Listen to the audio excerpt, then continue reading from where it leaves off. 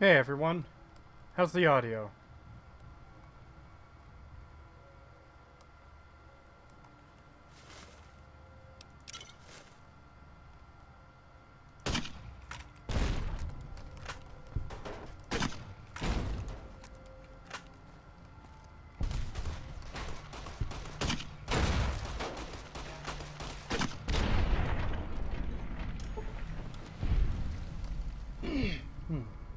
Sorry about that. Who are we killing today? No idea. We'll see where it goes.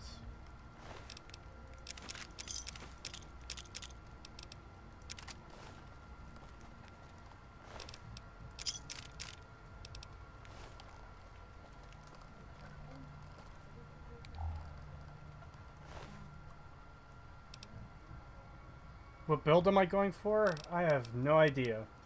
I didn't really have anything planned when I started playing this the other day. I just kind of turned it on and started going.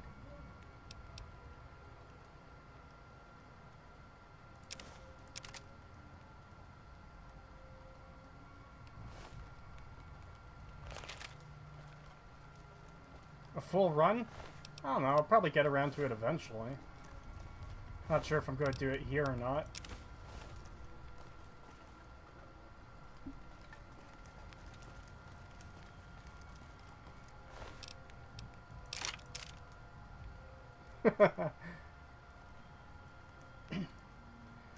No, this isn't for a video. I might end up using this footage later on for a video, but the point of this isn't to do a video.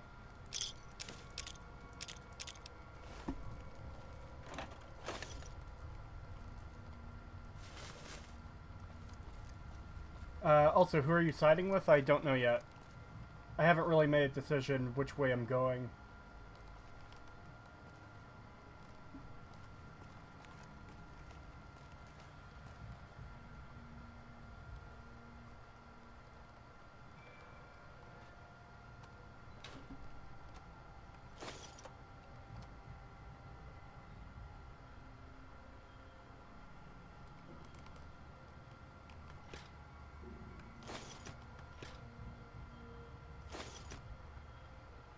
Any idea which faction you would side with if you do a full run?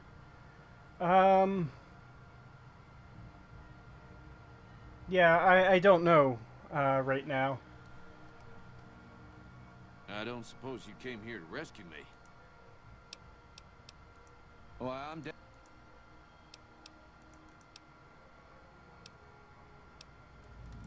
Then I'll defer.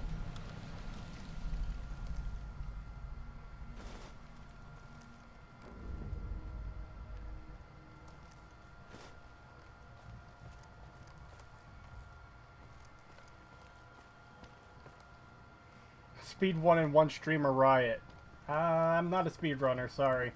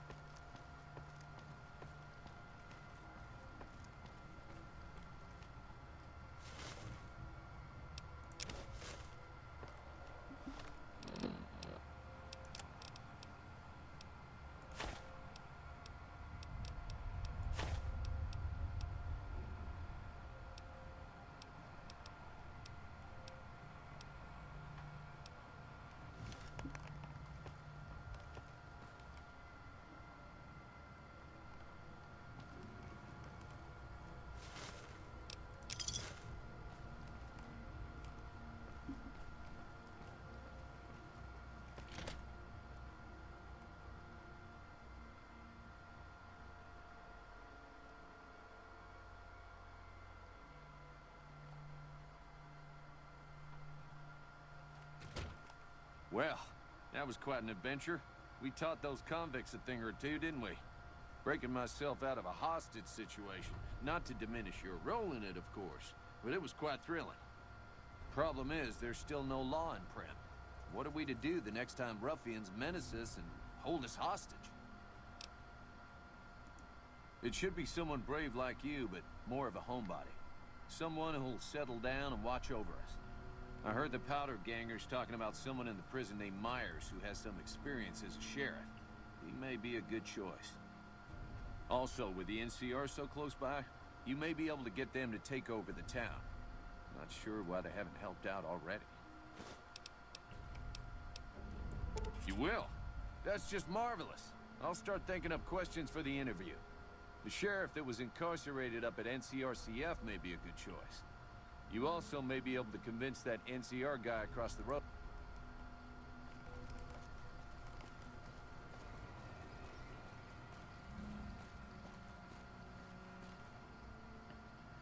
Your thoughts on Caesar's Legion? Personally, I think they're a bunch of fucking idiots.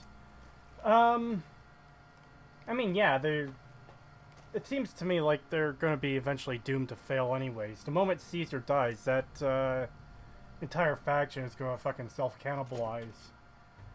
So they're definitely not going to last long term. Hey there. But in the short term, they're definitely a major threat to the world. Or at least this part of the world.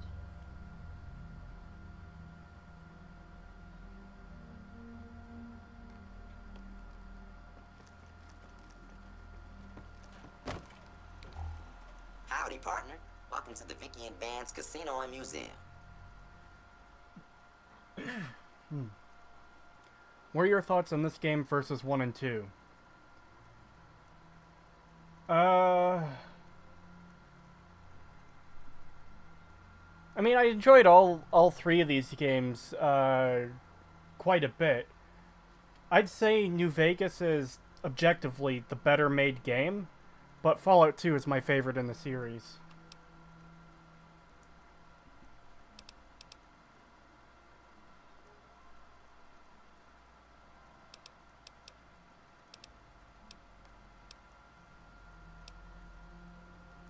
Ah, shucks. System runtime error. Unable to initialize law enforcement protocols, partner. Ah, shucks.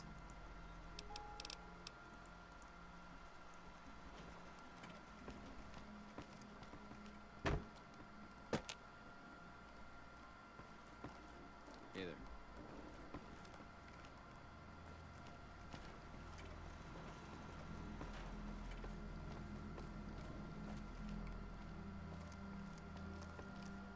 Hey, youngster. Still hanging?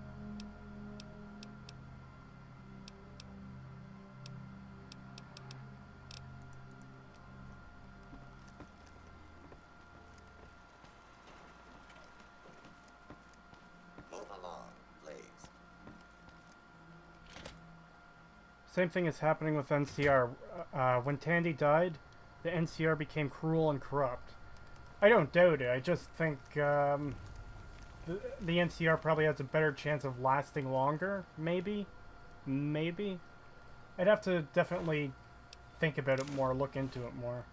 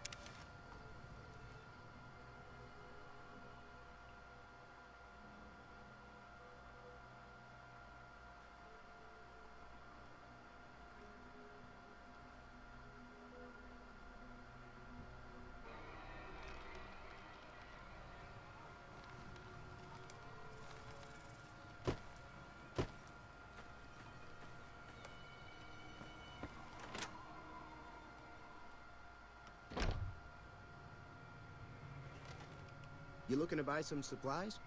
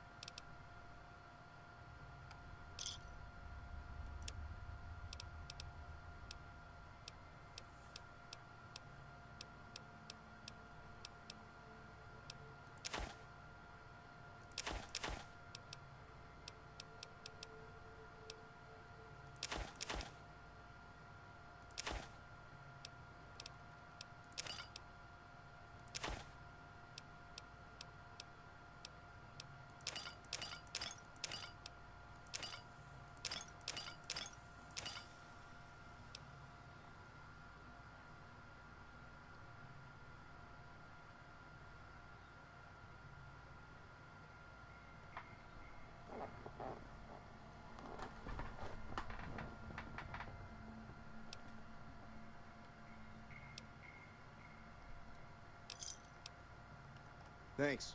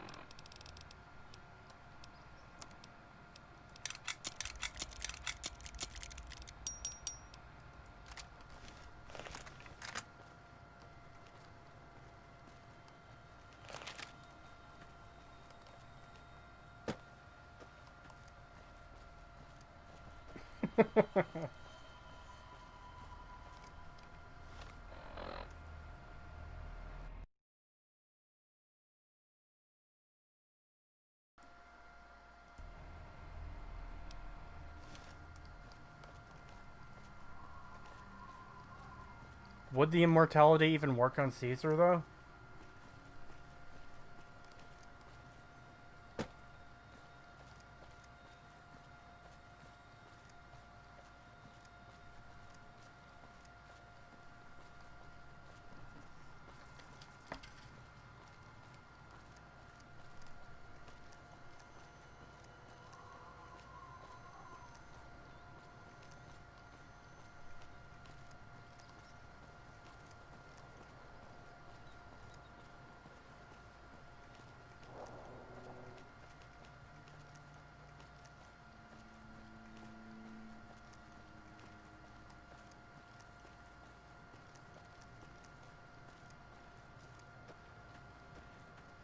Yeah, I was laughing at your comic, Danilo Blonde.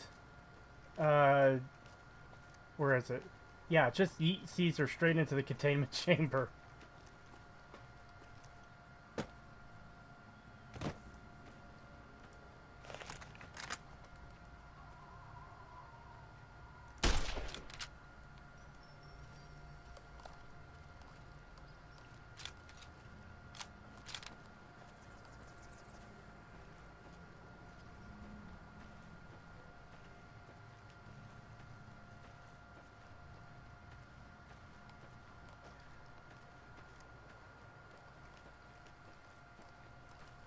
Why does Caesar need immortality? He would need it for his empire to continue, because even if he does have his devout followers, the kind of problem with that is such people would often come into having idealized versions of him, and the only one that can truly know what Caesar wants is Caesar himself.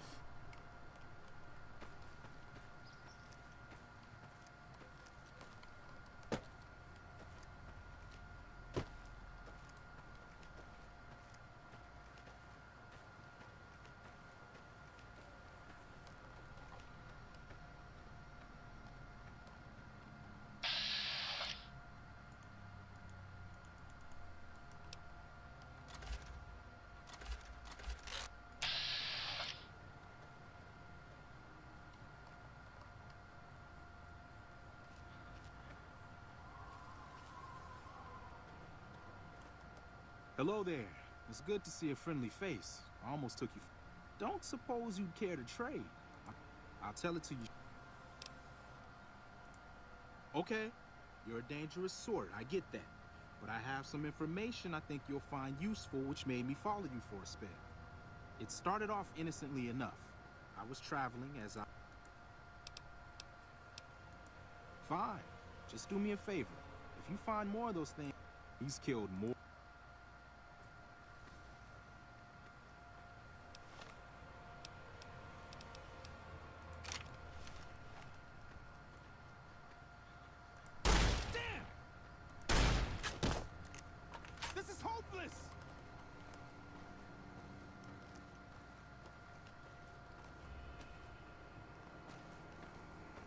Are you hiding behind the fucking rock? It's smaller than you. Oh shit.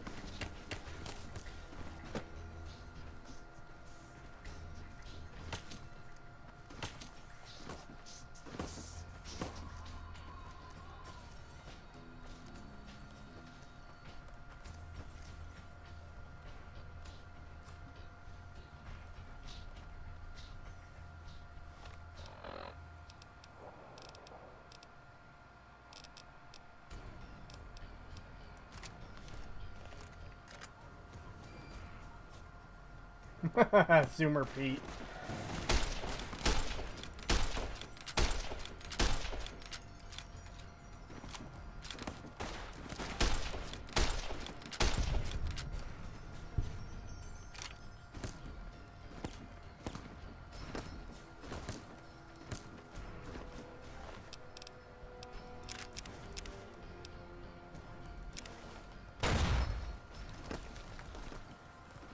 Hey, don't be sorry. You're not obligated to show up.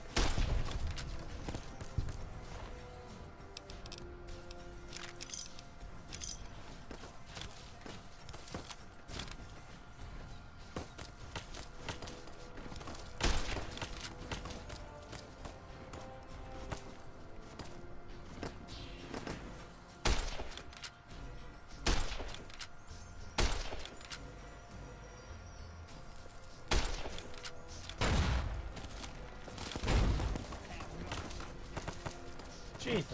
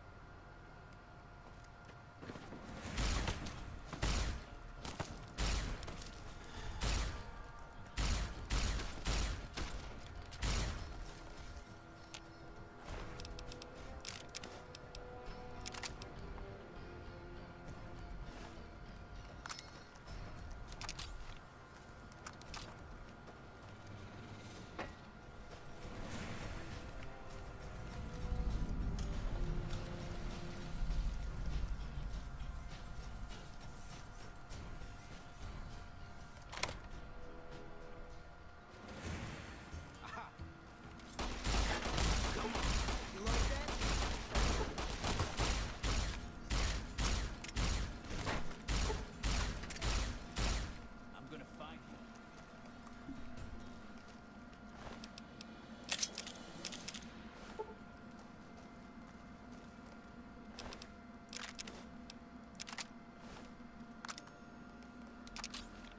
20 Prestons? Dear fucking god. I'm gonna find you.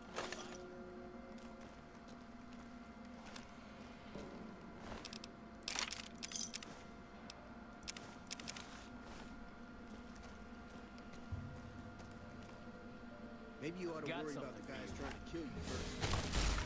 Like that? Will you?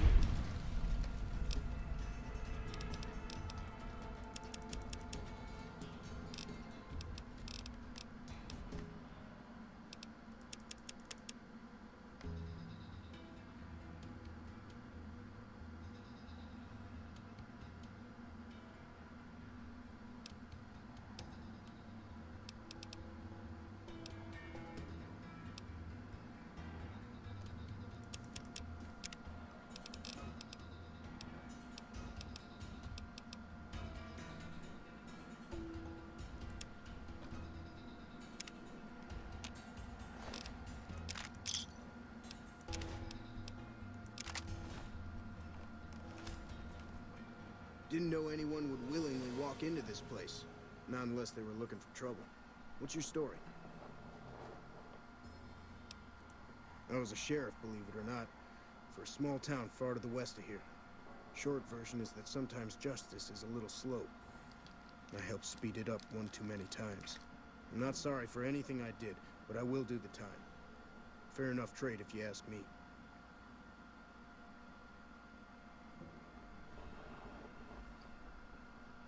There is also a mod for Skyrim, where if you kill a chicken, every NPC makes chicken noises and targets you. Every NPC on the entire map. Well, there's one way to improve Skyrim. Have you played any mods for the first 2 Fallout games? Like Fallout 1.5 Resurrection, Fallout Nevada, Fallout Sonora? I didn't even know such things existed. I'll have to look into them. Assuming an NCR pardon comes with the job, and it had better. I also need to be able to do things my own way. Due process has its place. But sometimes it's just a waste of time. I'll need to know that I'm not going to end up right back in prison.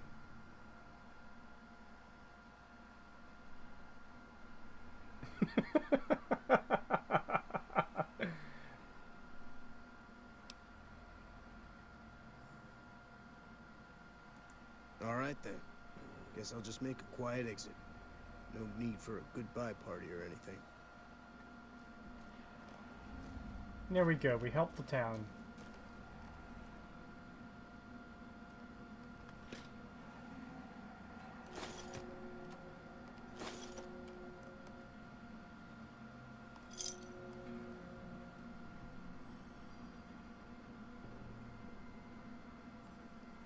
There are very few Fallout 1 and 2 mods, but some of them are as long as the base game. Well, that's good to know, because when I played Fallout 2 for the first time, which was only like, I think 2 years ago now, I didn't want that experience to end. I had so much fun with Fallout 2, and once I was finished it was just depressing knowing that was the last game in the series that was made in that style.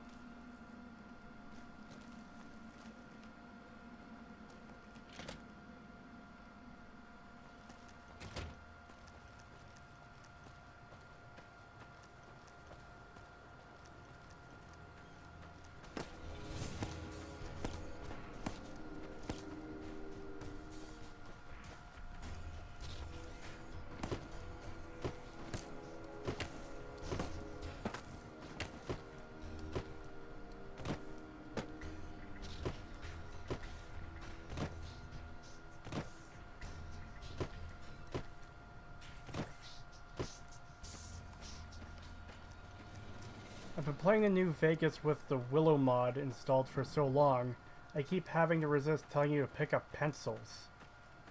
Pencils?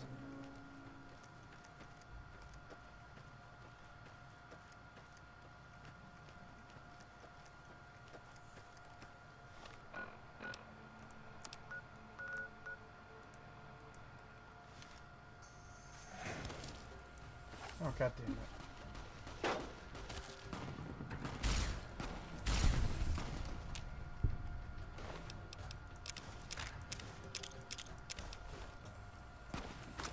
Yeah, I don't know what the Willow mod is. Sorry.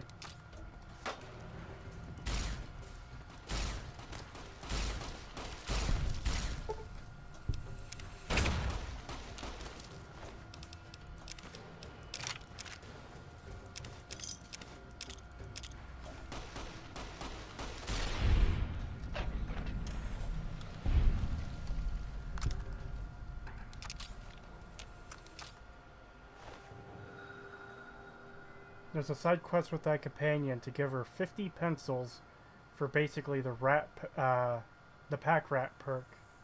Huh.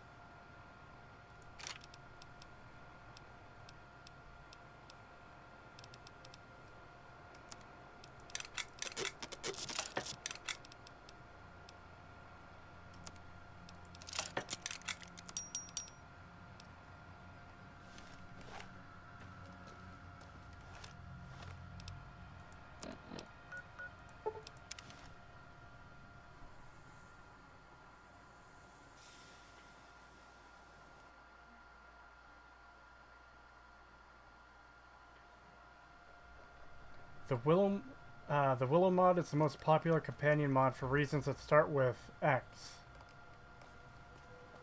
Oh. Yeah, I don't really get into those kind of mods for these games. Or any games, really. Like, no, that's no offense to anyone who is into that kind of thing. It's just I've never understood it for, well, just in general. Because, like, when I play a game, I want to play a game. Like, if I want to do other things, I just go look up porn, you know? Howdy. I mean, there's nothing wrong with it if people are into that kind of thing. It's just, yeah.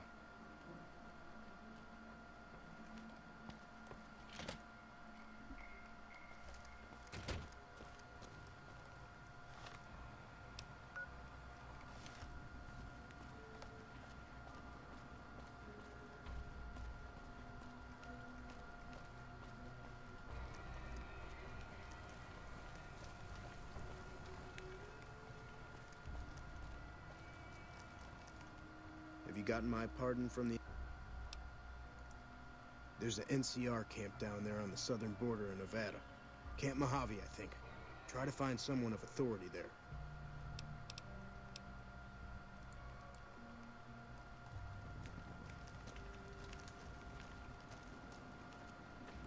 Yeah, Marcus was a companion in Fallout 2. I remember because I brought him to the Enclave base, but I left him, with the ship. But that door gets locked on your way out, so I had no way to get back to him, and he was just trapped on the oil platform after it blew up.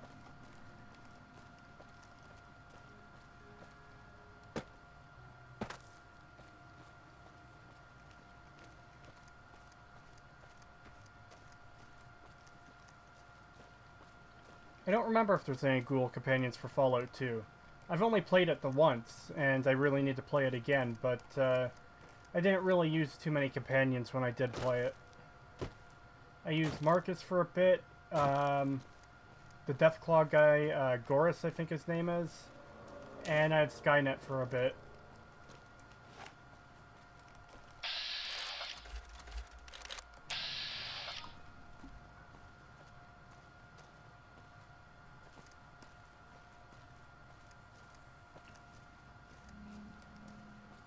You better get out of here.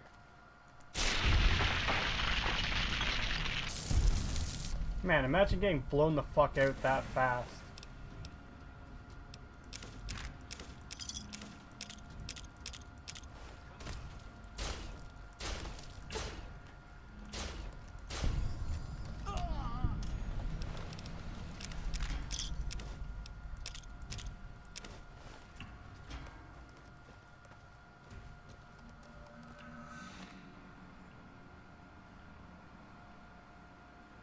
It's a fully, it isn't just an X-rated mod, it's a fully fledged companion mod. Well, that's good at least.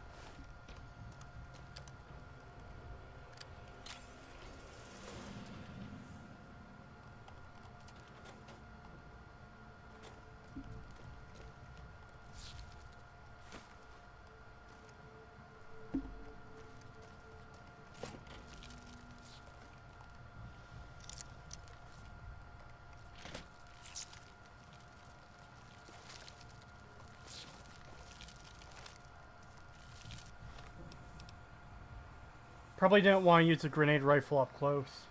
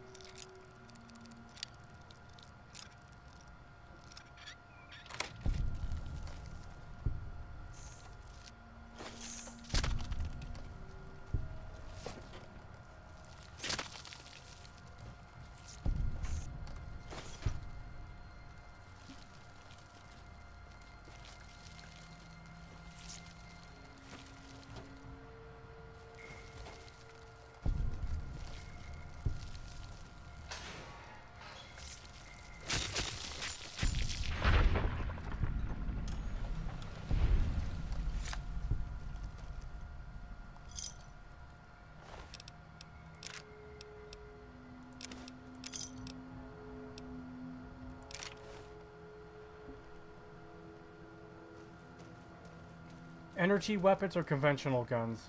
I usually use regular guns for when I'm playing these games, but this run I decided to go for energy weapons.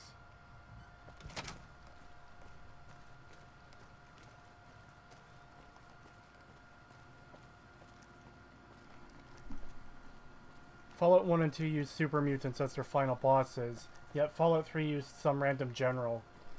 I wouldn't even consider Colonel Autumn to be a final boss. He's just kind of like a guy that's there that's in your way of finishing the game.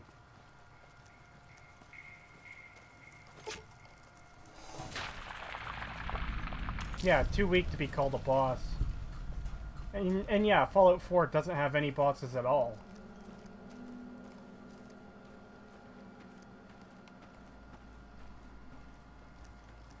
Frank Horrigan wasn't one of the Master's followers. He was an Enclave troop who was exposed to FEV. And they put him in a specialized power armor suit. Oh, fuck.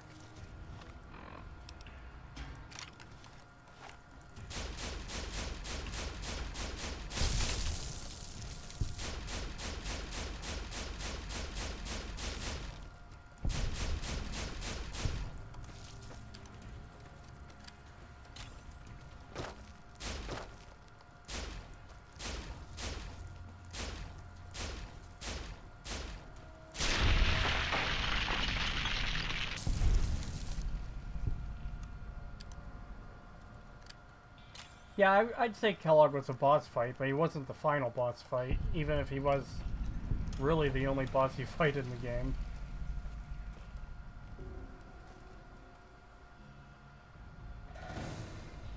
Fallout 3 and 4's bosses aren't physical. The real final boss is your patience with a terrible game. Yep. I'd say that's accurate.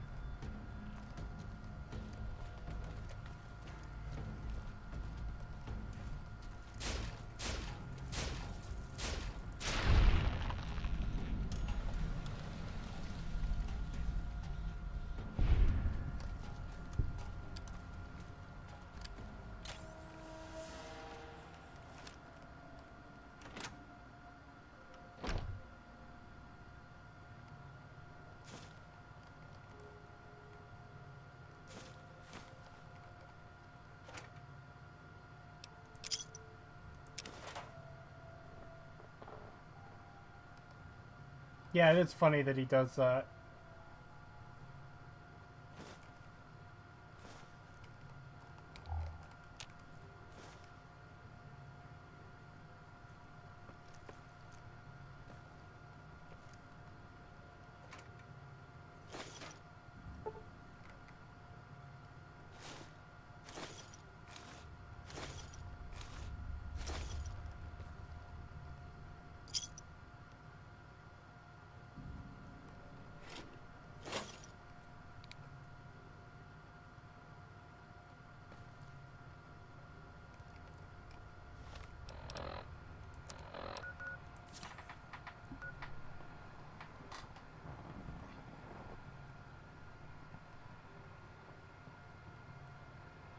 You mean Elder Maxon?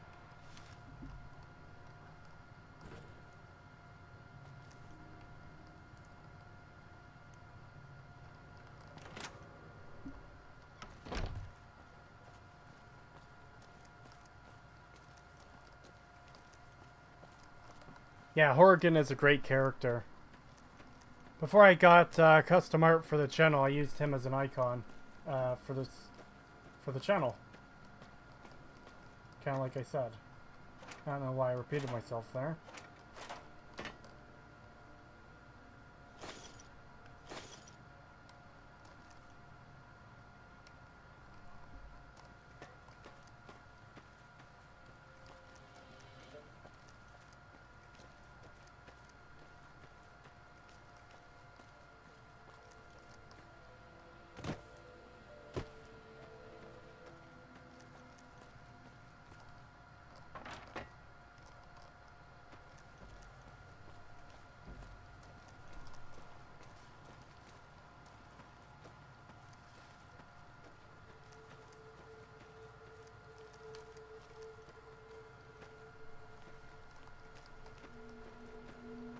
Yeah, Lanius is a boss.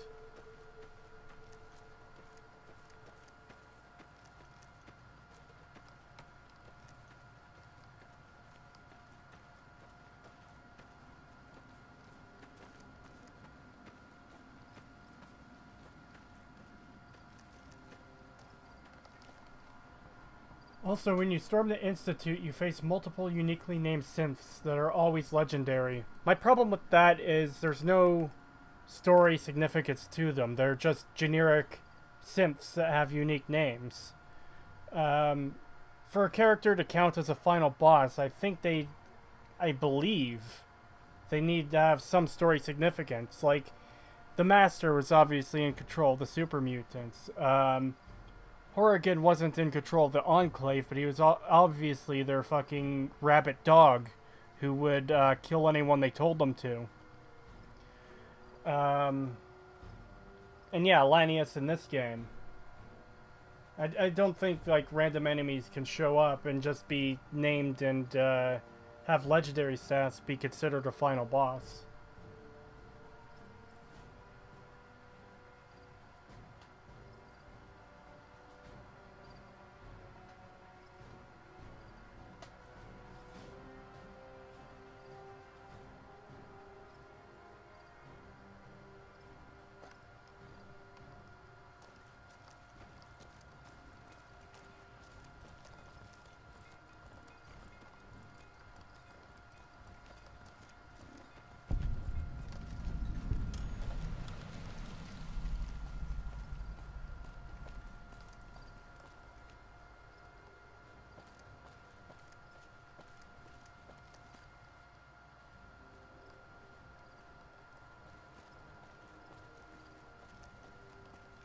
Also, yeah, that's a neat detail, Stas. I hope I pronounced that right.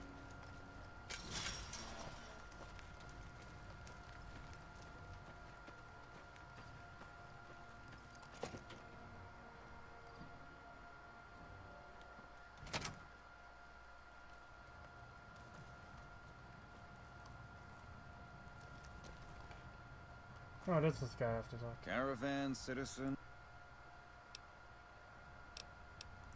Just need something for the logbook, keeping tabs on traffic throughout the outpost. Although mostly just in, not out these days. And if you're looking for the commanding officer, he's in the back. Although, he's got a lot on his plate, so if you speak with him, keep it short. Also, if you need any gear checked, we can get you up and running again. Once you fill out the work orders and sign for the parts, of course. Prim. Hayes units is stationed up there. We're having problems with some of the NCRCF convicts. What can I help you with?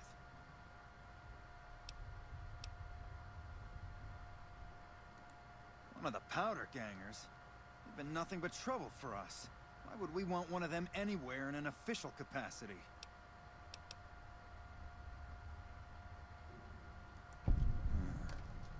All right. If his sentence was closing up, I can see about getting him pardoned. Prim is important to our trade up from California, so having someone there who owes us a favor, that couldn't hurt. All right then, just...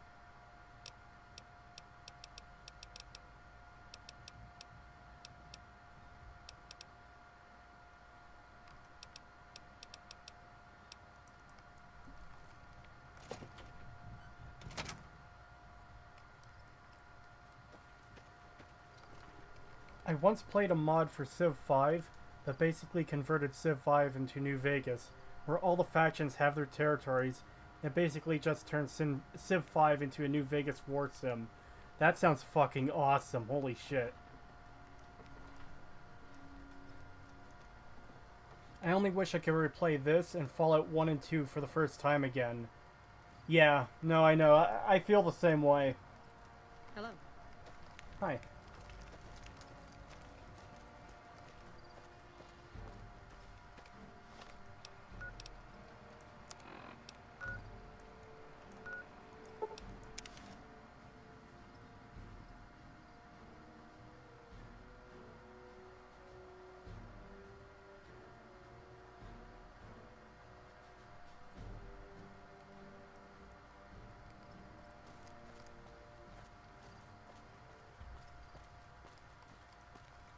Thanks for getting me that pardon. Me and the boys will take good care of Prim. Don't you worry. Watch yourself out there. I can link you to the mod on the Steam Workshop if you want to give it a try. Sure, you can post it in a comment on one of the community posts. I can find it from there fairly easy. The only thing though is I don't have Civilization 5. I've never played it, so I would have to go get it just for the sake of playing this mod.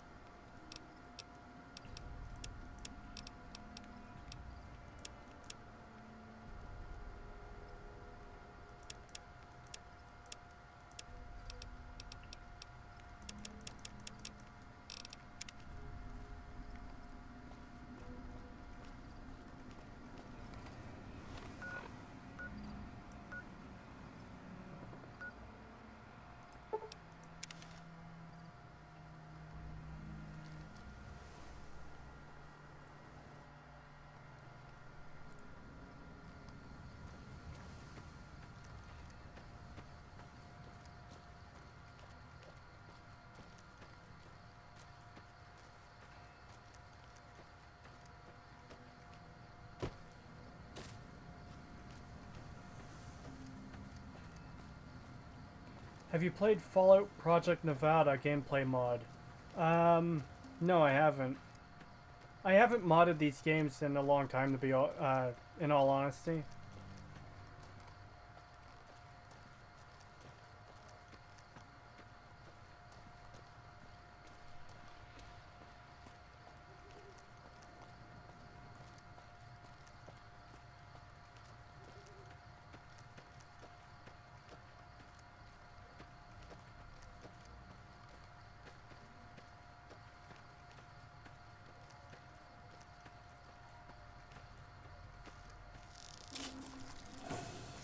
Oh my god.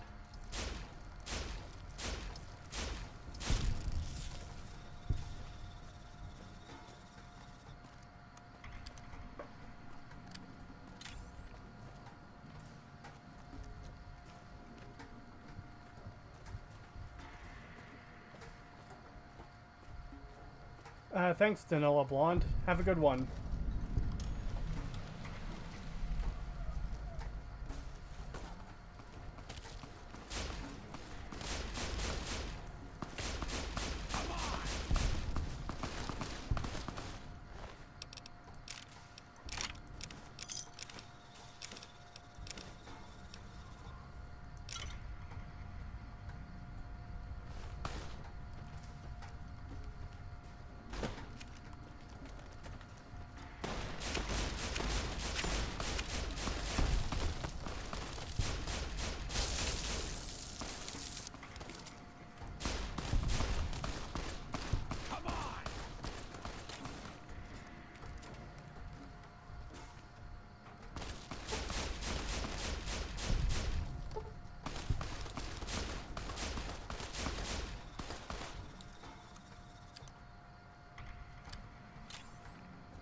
I tried to like Fallout 4, but I don't enjoy inferior Borderlands.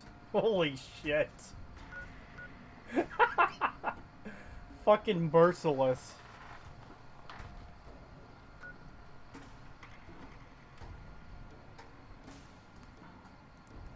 Oh, what happened here? There we go.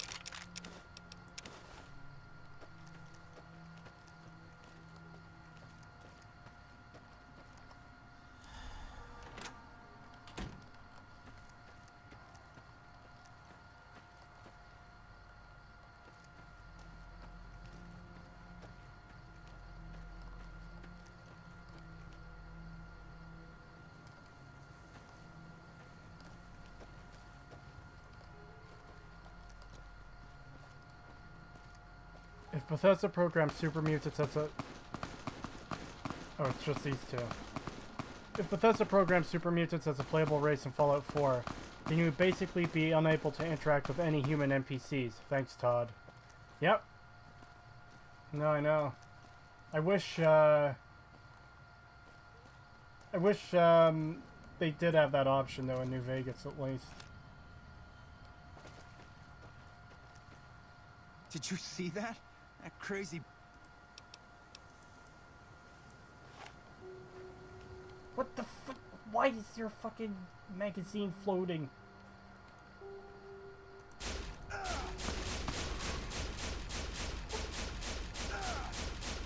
Holy shit!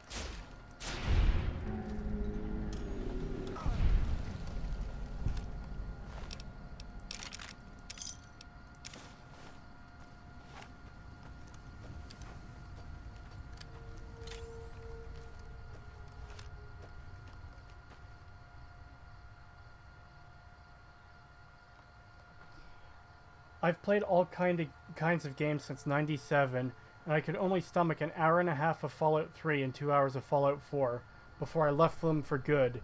There are barely 10 games in my entire life that were so bad. Wow.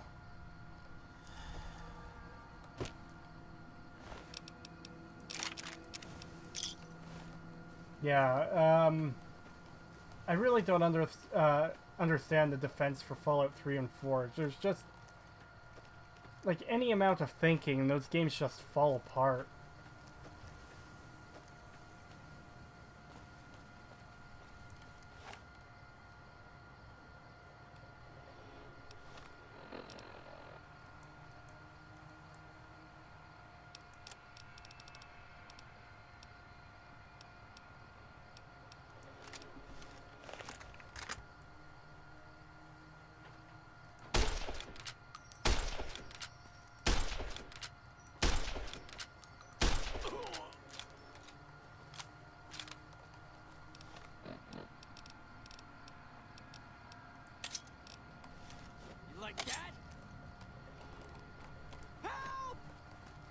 You better fucking run. What are you gonna do? Cry to the Legion for help? I'm out of here.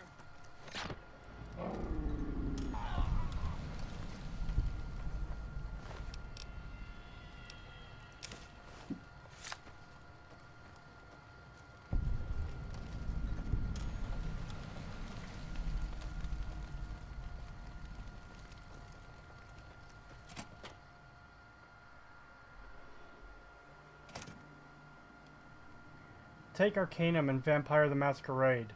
The gameplay is shit, but the narrative and characters leave you coming back 20 years later. I've actually never played either of those games. I have been meaning to play Vampire the Masquerade, though. I do have it on Steam. I bought it a couple months ago. Actually, I think I bought it during the Christmas sale.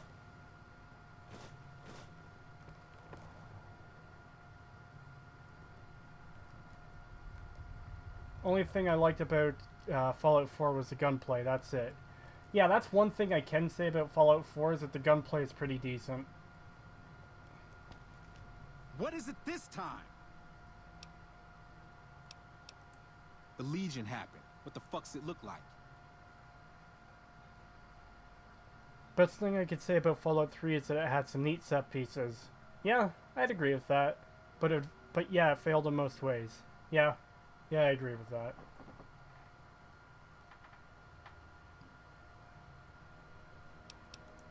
Luck, that's how.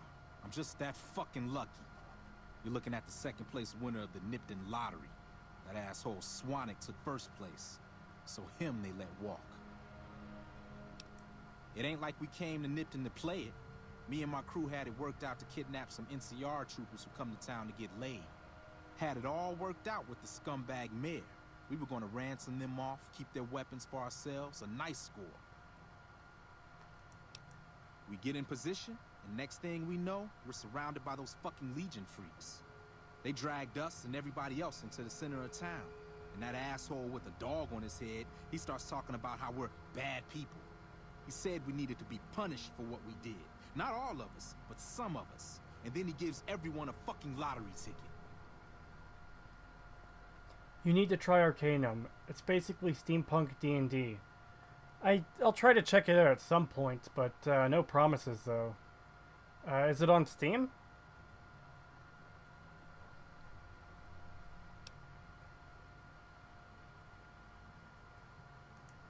What do you think? He started drawing tickets and that's how people got punished. First up was the lucky losers. They got decapitated. Guess that's lucky cause it's pretty quick. Then came the crucifixions. God damn, but those went on and on and on. Third place runners-up got enslaved. I got the fuck beat out of my legs in the winter, they let go free.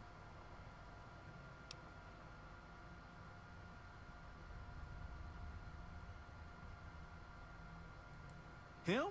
When his ticket came up, they burned him alive on a pile of tires. Ah. Yeah, a bunch of those Legion fucks dragged him off right away. They were headed east, if you're feeling heroic. Yes, Arcanum is on Steam, and I believe it's fairly cheap. Well, I'll at least look into that after stream. Thank you. That's how I figure it. Got problems of my own to handle.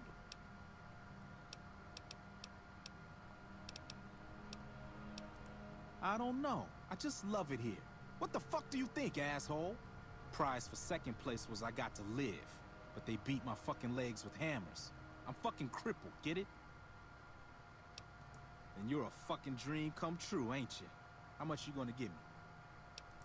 Big fucking deal. Hand it over.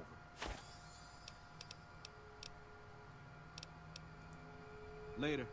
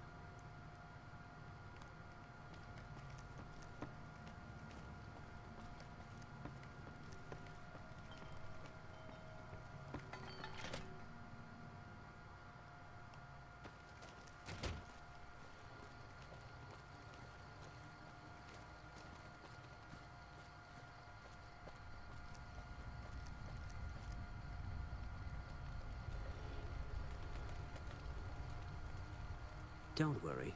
I won't have you lashed to a cross like the rest of these degenerates. It's useful that you happen by. I want you to witness the fate of the town of Nipton, to memorize every detail. And then, when you move on, I want you to teach everyone you meet the lesson that Caesar's Legion taught here, especially any NCR troops you run across. Thoughts on stupid New Vegas lore, like Sierra Madre vending machines, hologram emitters, and basically all of Old World blues.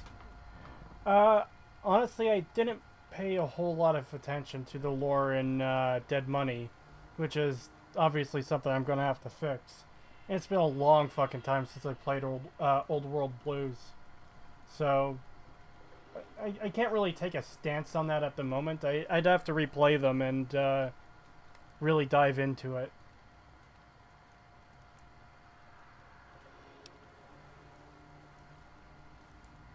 Then I bid you Wale, until we meet again.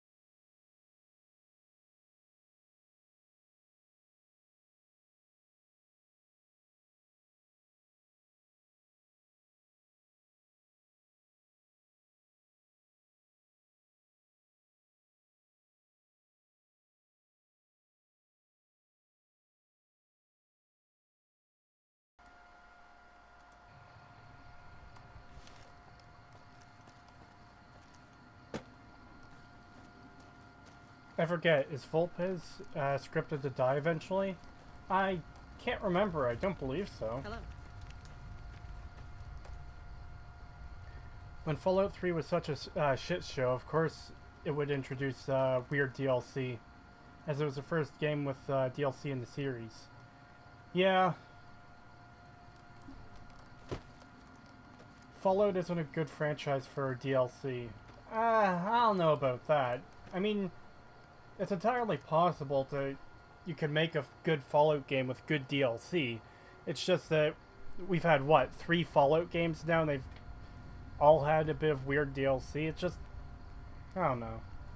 Did you go north of Good Springs yet? No, I haven't gone north. Sorry.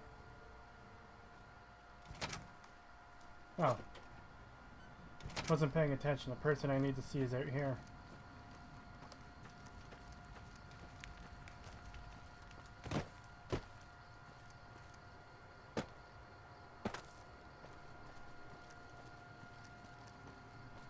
I know that if he does die, they have a replacement NPC for him. Oh yeah, I know that, and that's really cool that they do that. Coming from the north?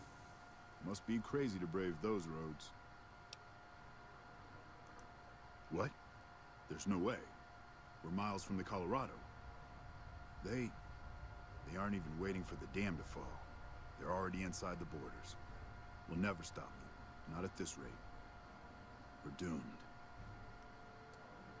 Thanks for bringing the word. Even if the news is bad, I'll let the men know. New Vegas has excellent DLC. It's been a long time since I've played them, but from what I remember, I did enjoy them.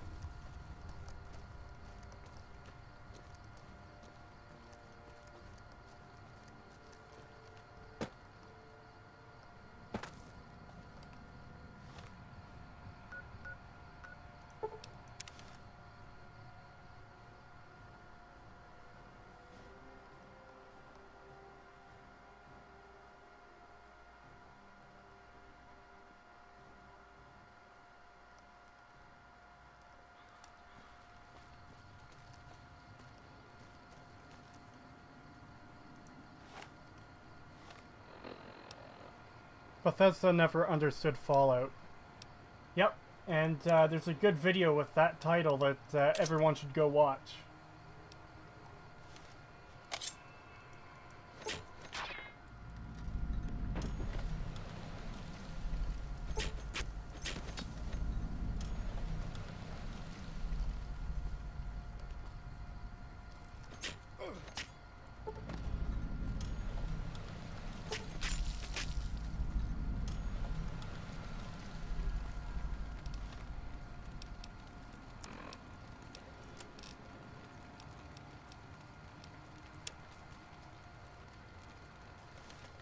Oh shit, I forgot to ask about the man who shot me at Prim.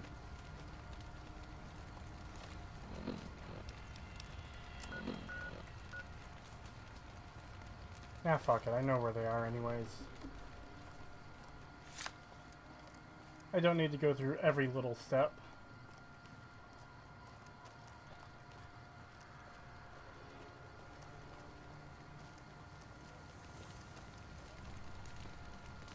Bethesda Fallout is like if I try to explain Fallout that isn't Bethesda Fallout is like if I tried to explain Fallout to someone that isn't familiar with it, and 10 years later, they had to make a Fallout game using only the memory of what I told them. Yeah, that sounds about right.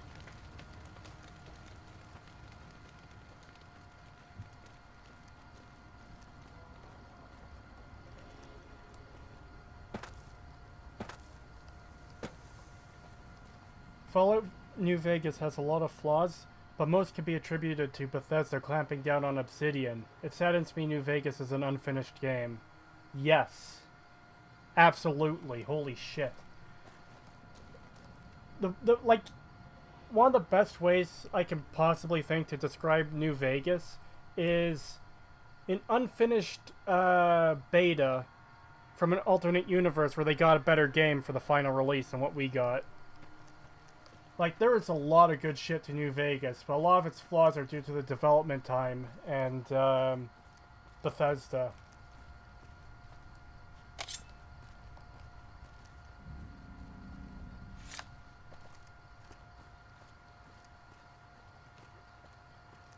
Obsidian only had 18 months to make New Vegas. Fallout 3 and 4 has 5 years. That's what blows my mind, is Obsidian made this great story with all this detail, all these character development and everything. And they did that in 18 months, what Bethesda couldn't do in fucking 5 years for each of their 2 games.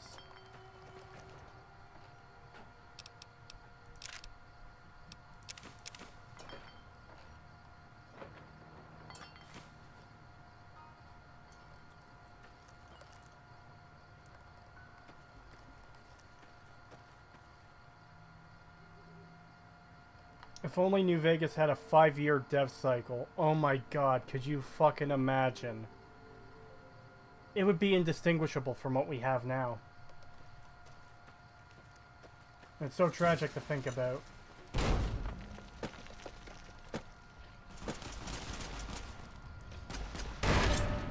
Whoa.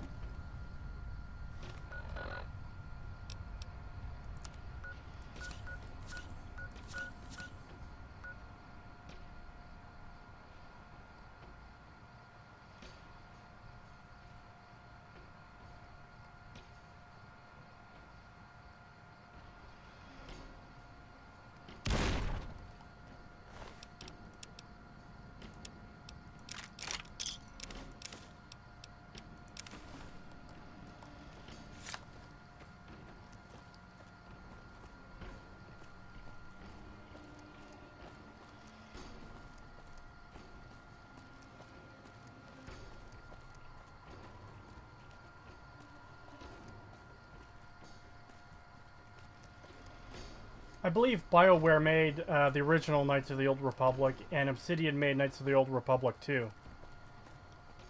I know it's a crime, but I haven't played Knights of the Old Republic 2 yet. I've been meaning to get around to it, like many other things. And Knights of the Old Republic 1 is a fucking great game.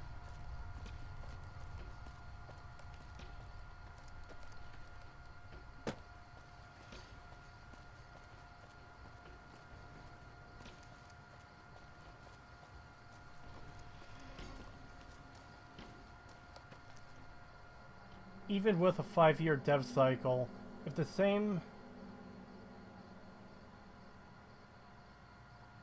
game had to run on last-gen hardware, then it would be severely limited in what it could do. The PS3 could only have 256 megabytes of RAM, and New Vegas was too much for it. Yeah, no, I know.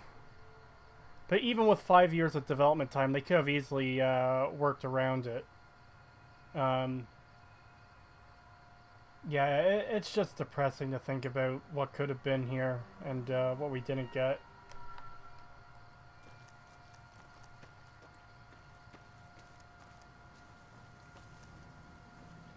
Freeside and the Strip were heavily cut down due to console limitations. I don't doubt it.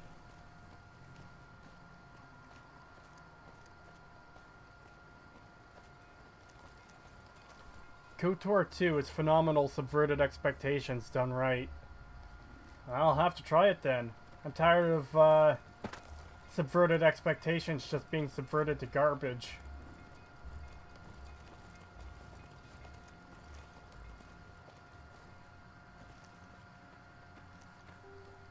If you install DLC for Fallout New Vegas, multiple characters will get cut to save space for the DLC.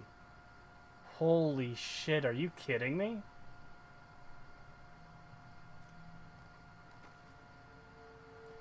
You should check out Tyranny. It's made by Obsidian and is like KOTOR 2 set in the Bronze Age. I'm getting too many suggestions. I'm not going to be able to keep up with all these games.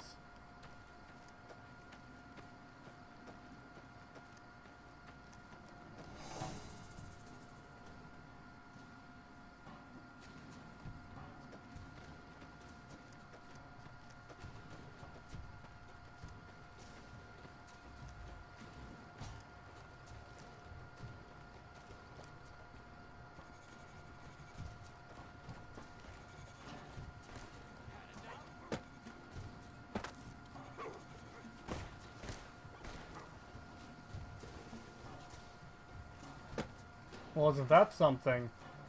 And to think, people told me these games had curated enemies, so you'd never see stuff like this.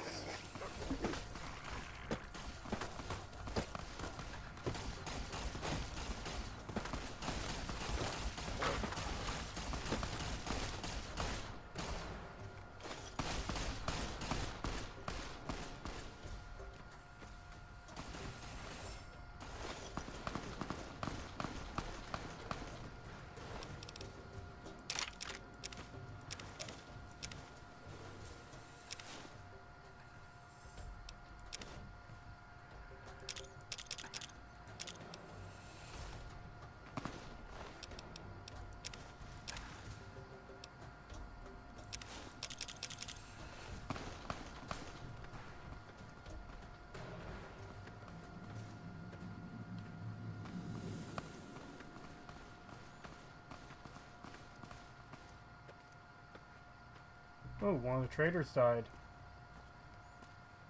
Oh god.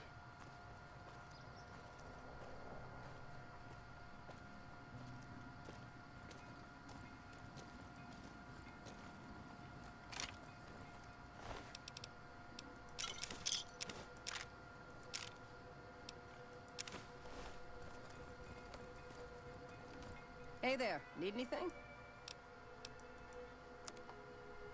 Alright. Weapons.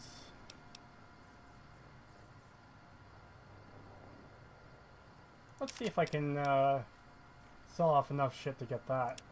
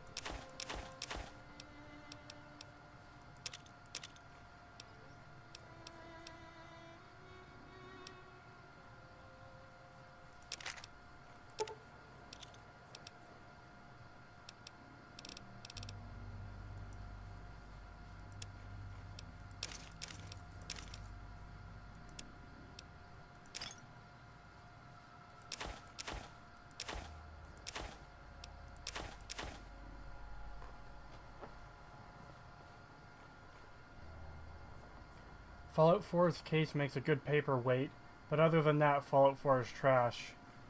Yeah, I can agree with that. Oh, don't want to get rid of that. Actually, I'm not going to use unarmed. Fuck it.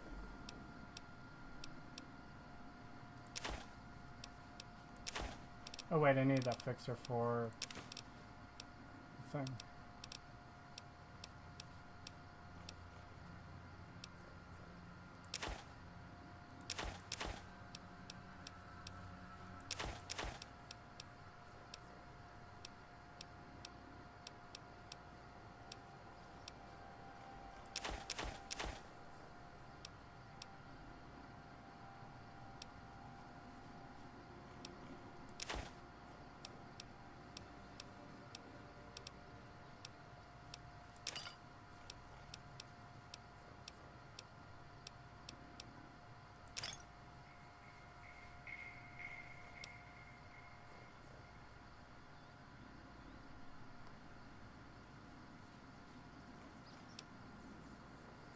Fallout 4 fails at everything it tries to be. There are dime a dozen other games that do every aspect better. Yeah, that sounds a bit right. It's kind of amazing just how bad Fallout 4 is.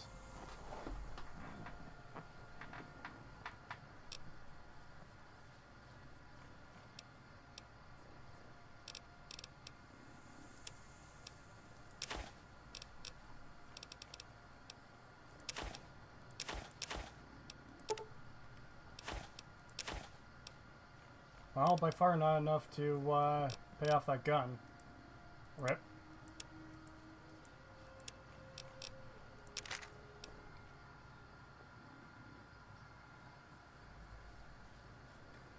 Did you hear about how a fan mailed Bethesda 1,000 bottle caps and they gave him a copy of Fallout 4 for free? I wish they could make that the base price for Fallout 4. Because Fallout 4 is just worth bottle caps to real Fallout fans. Yeah, I did hear about that story. At the very least, they have a sense of humor.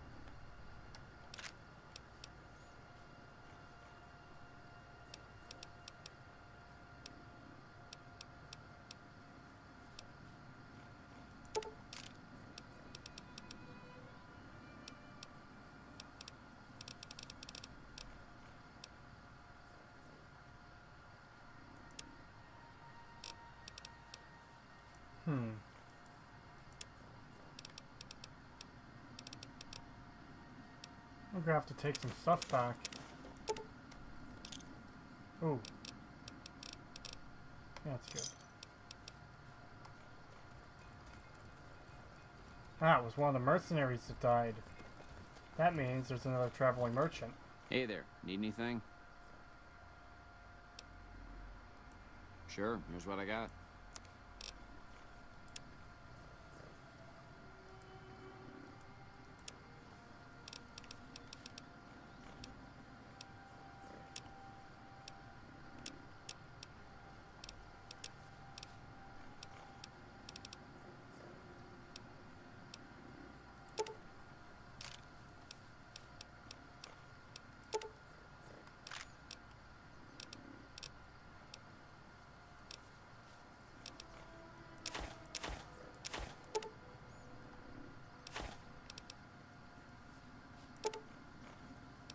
Actually, wait a second.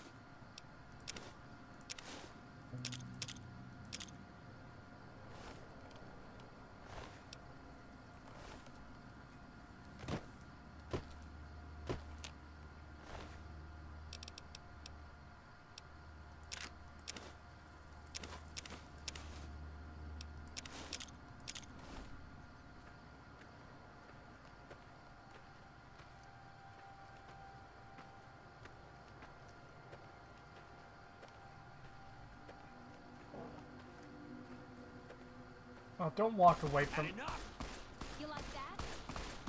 Oh, wow.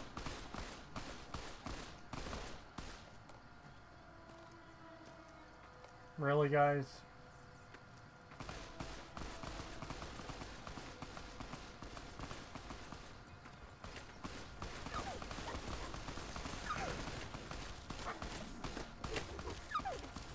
Had enough.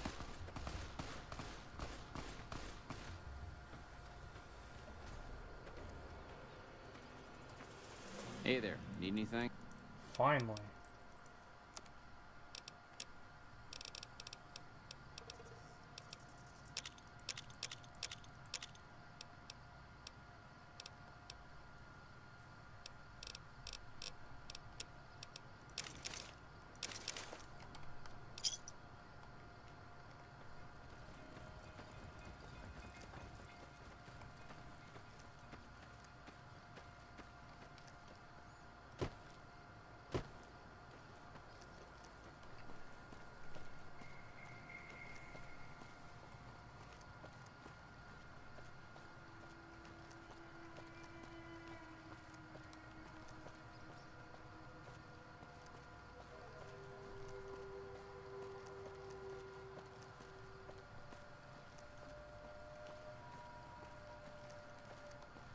cut down the RAM in your video game system so you can put in Blu-ray.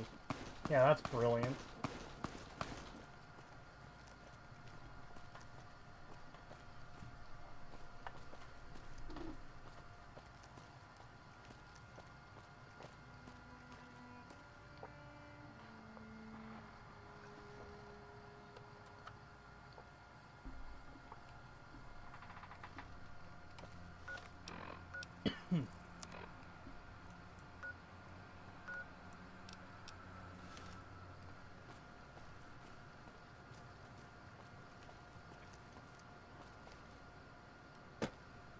Never finished Fallout 4 and probably never will. You're better off.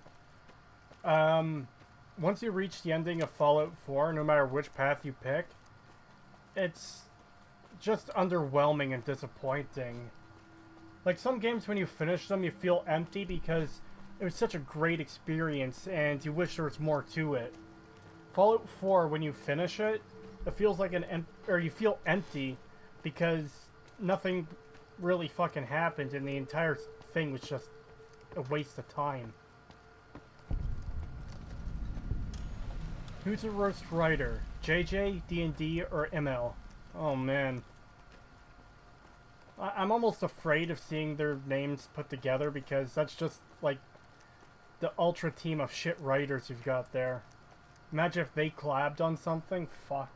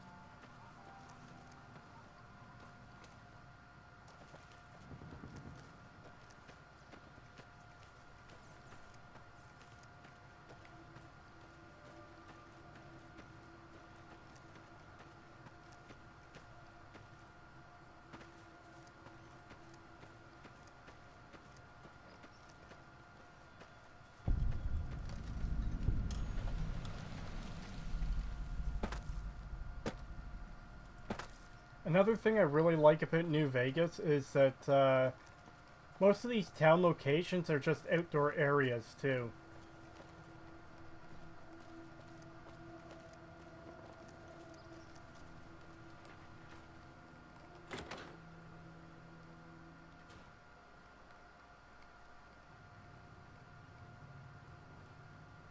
Hey there.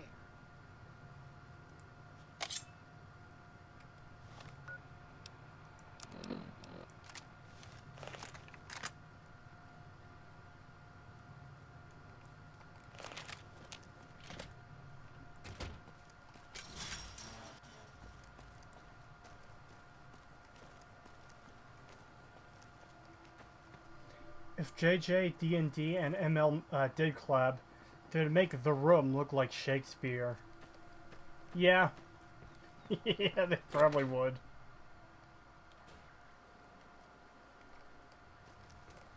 Welcome. Come on in. God damn it. Don't sneak up on me like that. What do you want? I wasn't expecting you up here. I guess it's late enough in the day that he would be. I think you better leave.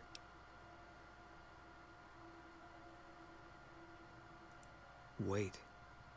You just got into town. Maybe you shouldn't go. Not just yet.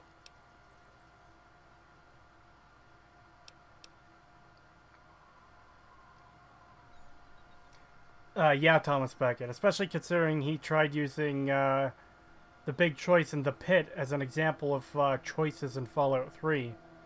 Even though, generally speaking, DLCs are judged separately from the base game.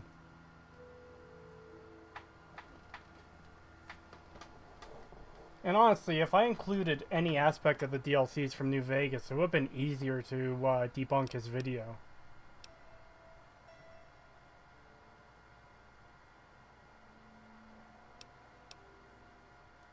I need someone I can trust.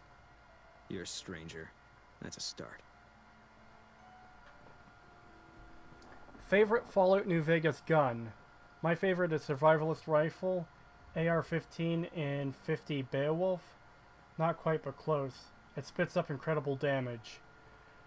I honestly, the Rat Slayer is one of mine. Is one of my favorites.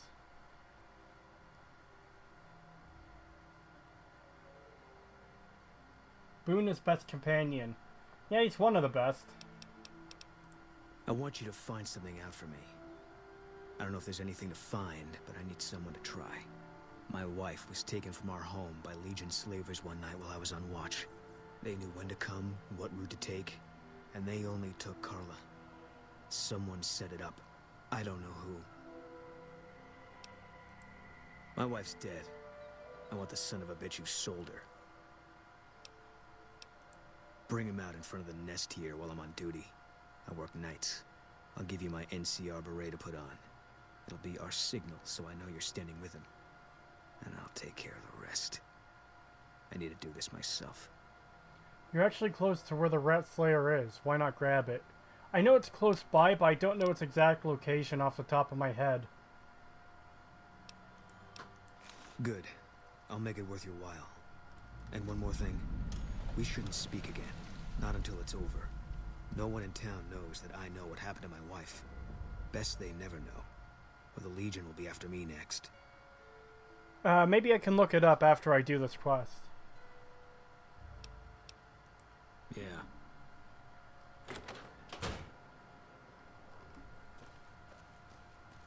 Time to get the fucking companion that gives you random kill cams of enemies like miles away.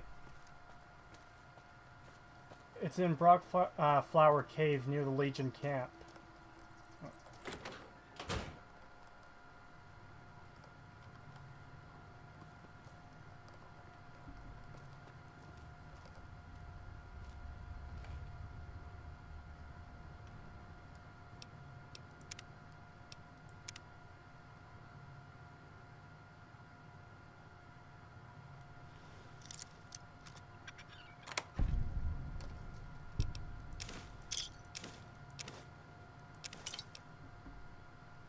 Yes, I'm just going to store my Sunset Sarsaparilla in the safe with the bill of sale of a fucking slave to the Legion. Hey there.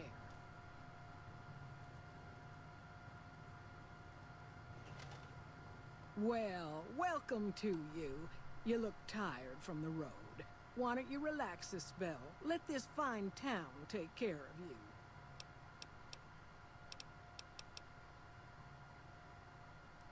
Well, he might have been wearing a fancy outfit, but he wasn't any kind of gentleman to me. Had his nose stuck so high in the air you couldn't see it above the clouds. City folk. They always think they deserve better than what they got. Those hoodlums he was with seemed to know Manny for some reason. He's our daytime sniper, up in the dinosaur's mouth. Favorite companion? I haven't used all the companions in New Vegas, but Boone, Rex, Lily are all great companions.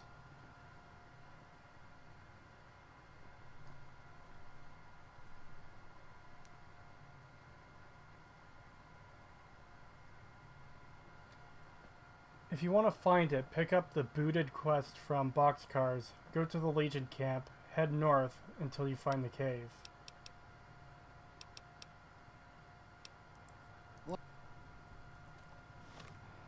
Alright. Do I have to read this?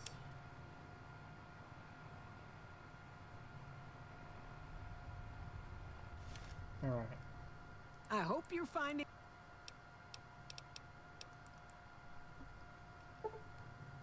Oh, it's AM, that's why. I thought it was nearing nighttime. It's too bad you can't confront Jenny May about the sale. Yeah, I know. That probably caused her to run away, though, or Hey there. otherwise Boone won't get his revenge. I hope you're finding every...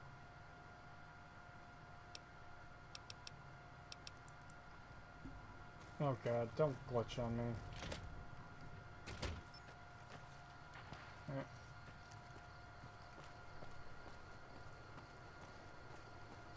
Rockflower Cave is south of Novak. You better fucking be up there, Boone, I swear to god.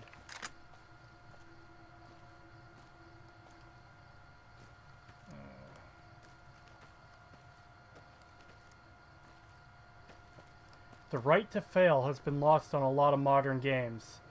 Yeah, I agree. I don't know if anyone here watches Red Letter Media, but when Rich and... oh god, what's the other? Jack. When Rich and Jack were doing their prereq show, they did a video about one of the... god, what is it? Uncharted games. And they started testing the limits of how much the game would protect you. Like, their character was supposed to be balancing on like a wooden board, and they did everything they could to try and make the character fall off, and he just wouldn't. And they just got super bored of it. It's a funny video. Where the fuck did this bitch go?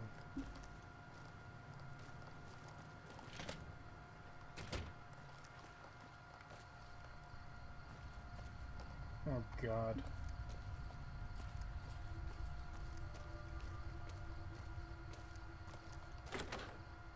And hey, President Manblast, how are you?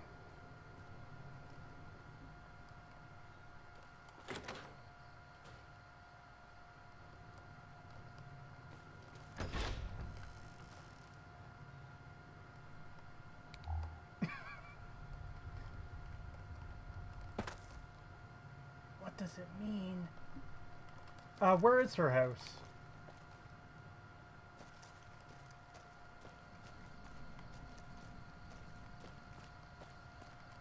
Oh wait, it's probably one of these ones.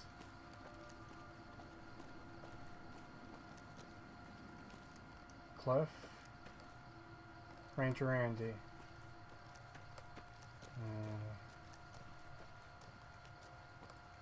Boone.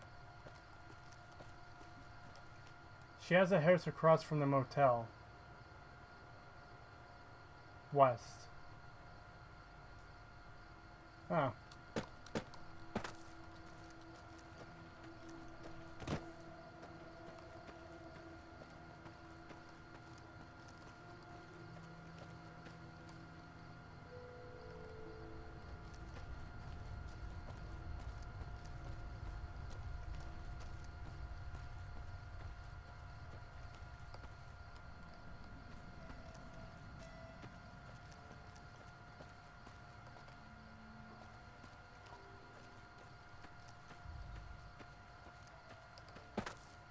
Just reminding you to check Arcanum on Steam after the stream. Will do. There it is. Where the fuck are you, you fucking bitch? Hey there. Hey there. Is everything all right? Awful late to be dropping in unexpected. There's something you should see. In front of the dinosaur. Okay, if that's what you think. The only thing that bugs me about this quest is just how willing she is to come along with you.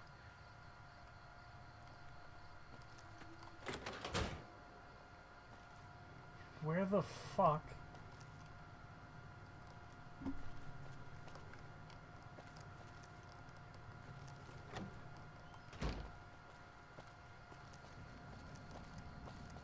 There she is.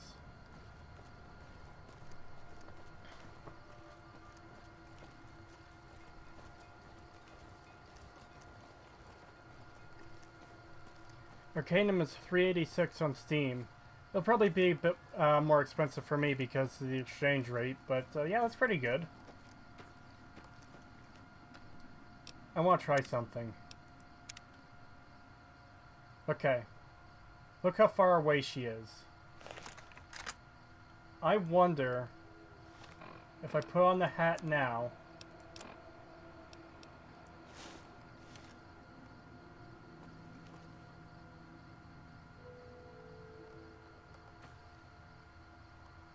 Oh, no, she's just stuck behind the caravan. What do you think of Daggerfall? I just started a playthrough and I'm having a good amount of fun. Honestly, I've never played Daggerfall. Been meaning to, but oh. Ah, there you are. Anyways, yeah, I haven't played Daggerfall. It's yet another game I've been meaning to play and just haven't gotten around to it.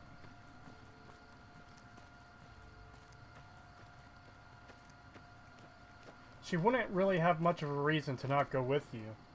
True, but she doesn't have much of a reason to go with me either. Imagine some rando from out of town comes in and says, "Hey, I need you to see something in front of the dinosaur." I'd have a bit of questions. What's in front of the dinosaur? What's so important, you know? How you doing? What country do you live in? Canada. One thing that's always bugged me about this game is that no one cleans their house. What reason is there to not remove the broken toilet or tub? That definitely is... I should be talking to Boone right now, but I'm going to go back there just for the visual. That is something that bugs me with these games, but I think with Fallout 3, a lot of time there's just actual garbage sitting everywhere. Here at least, looks like there's an attempt to keep things clean, and they still store garbage like out of the way where people aren't going to be walking, rather than just having it in the middle of everywhere, you know? With her house over here,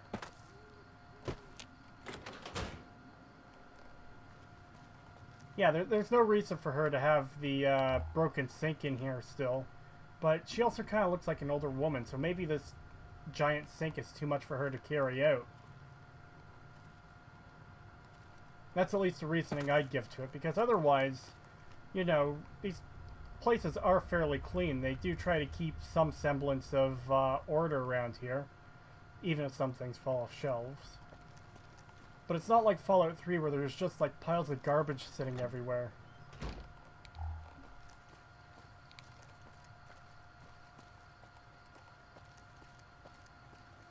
Brockflower Cave is south of Novak, about halfway between Novak and Camp Searchlight. It's just slightly southwest of the wrecked Highwayman. Well, I don't have any of those locations on the map right now, so I can't remember where they are off the top of my head because it's been a really long time since I've properly played the game. But I'll go searching for it after I get Boone here. That's it then. How did you know? I did find it annoying that everything is so dirty when Fallout 2 clearly shows super clean places like Vault City and NCR Shady Sands.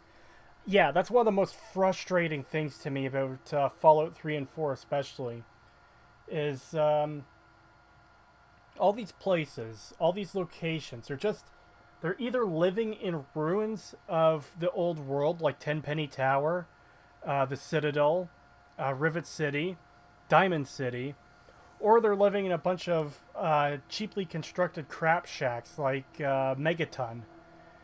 The thing about Fallout 1 and 2 is it actually showed people trying to rebuild in some fashion.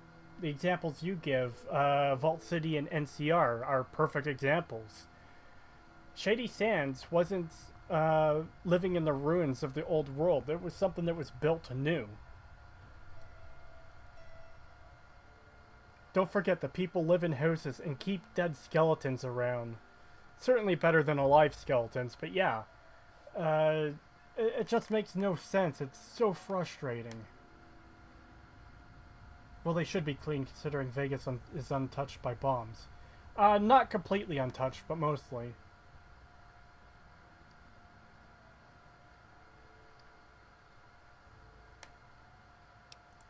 I guess I shouldn't be surprised. It'd be like them to keep paperwork. Here. This is all I can give. I think our dealings are done here. I don't know. I won't be staying, I know that. Don't see much point in anything right now, except hunting legionaries. Maybe I'll wander. Like you. Who says I'm wandering, Boone? You don't want to do that. Yeah, that might be true. That's reason enough for me to take you up on it, I suppose, but this isn't gonna end well. Fine. Let's get out of here. Yeah, best companion achieved. I can't believe I just said dead skeletons. Nah, there's nothing wrong with that. When I say stuff like better than alive skeletons or whatever, don't take it too seriously. It's just me being a bit of a shithead. Is there any reason the East Coast is still a radioactive hellhole, or is it literally just that it got nuked harder?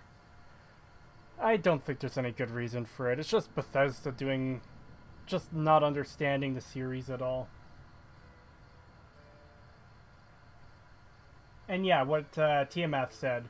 Lazy writing.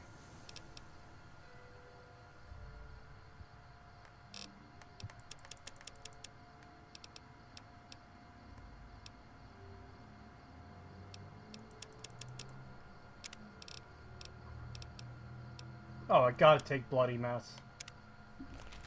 Isn't even a question.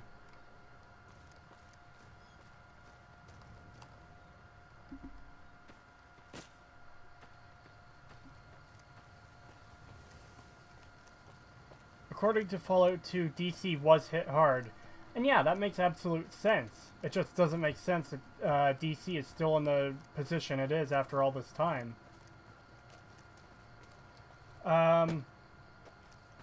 I think I mentioned this in one of the Fallout 3 streams, but one of the given explanations for why DC is so bad, and this was given in a game guide of all things, is that the Talon Company is hired by a mysterious third party to keep the wasteland in lawless chaos, which makes no fucking sense. It's just a lazy excuse to have them be raiders, but not raiders. Why would people still live in the capital wasteland if there's little food and no clean water? Because video games. Bethesda.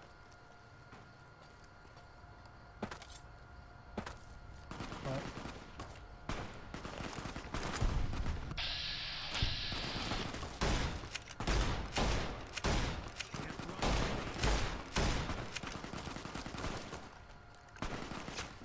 You fucking kidding me right now? Motherfuckers.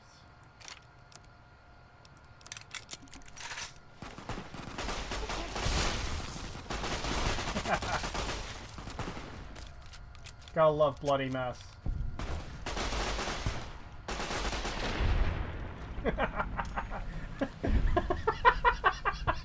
The way the hand came up. Oh no, my neck.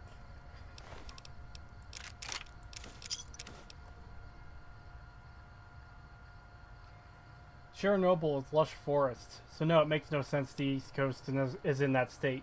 Yeah.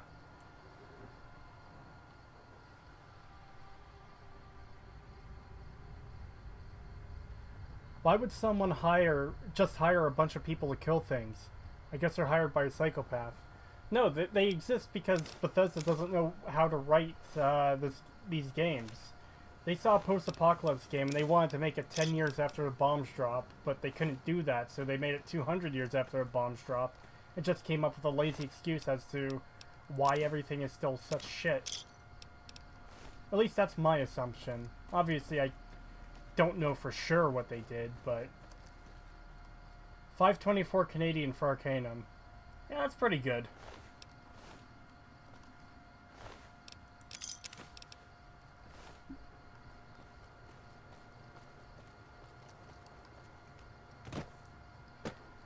Even with proper reason, the East Coast having zero signs of reconstruction after the nukes is anti-thematic to Fallout's theme of society rebuilding after the war.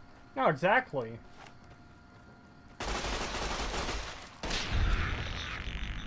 And I just don't understand why this is such an issue for Bethesda, because, again, they completely scrapped Van Buren. At that point, they could have done anything with the series. Like, anything. And instead they decided to give us a really bad amalgamation of Fallout 1 and 2. Like, wow, that's so amazing. Thank you, Bethesda. Thank you for your wonderful additions to this series.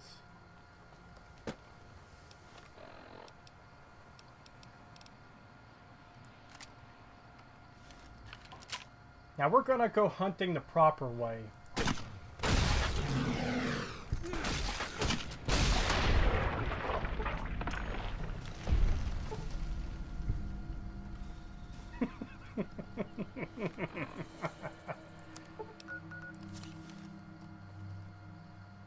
You're coming up on the wrecked highway, man. Frogflower Cave should be around here somewhere. Cool.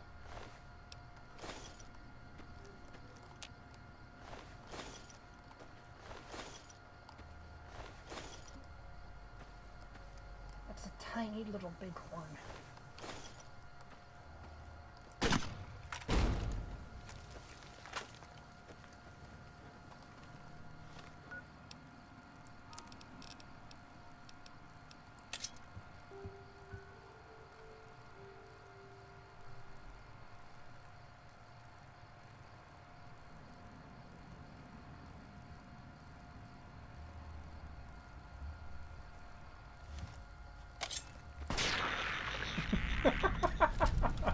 Thank you, Boone.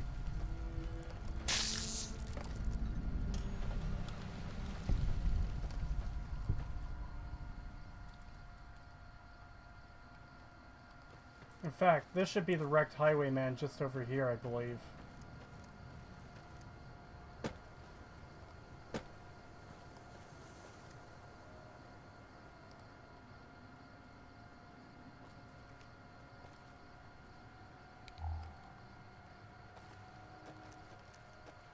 The highwayman also plays Fallout 2 music.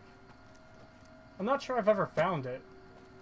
I think I did see it once, but I can't remember if the music played or not.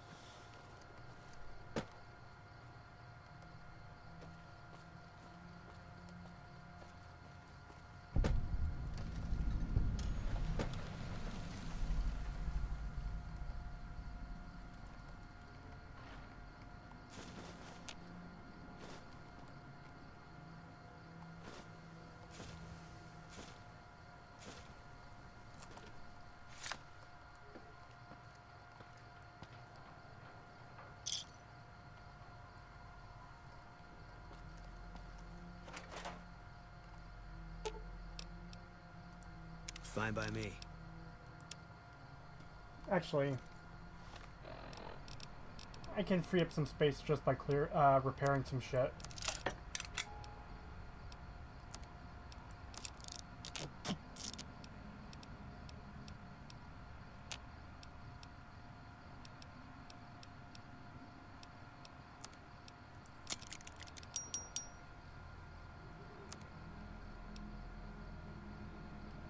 Not really worth it. It does free up some space, though.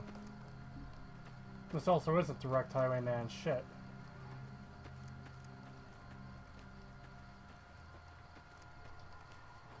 From what design documents I've seen, which all of them Fallout Van Buren, looked, sounds like 1,000 times better than Fallout 3.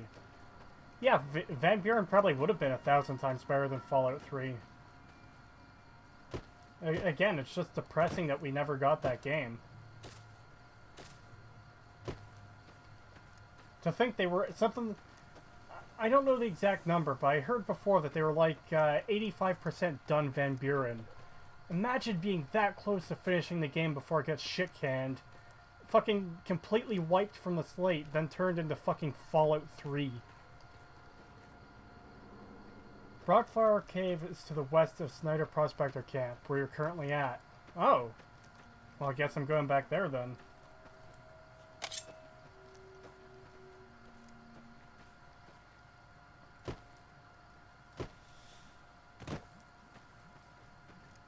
Wait, what is Fallout Van Buren? Van Buren is the unfinished original Fallout 3 from Black Isle Studios. It ended up getting cancelled because Interplay went out of business and the intellectual property got sold off to Bethesda. So it's directly west. Oh. I was already going west. God damn it.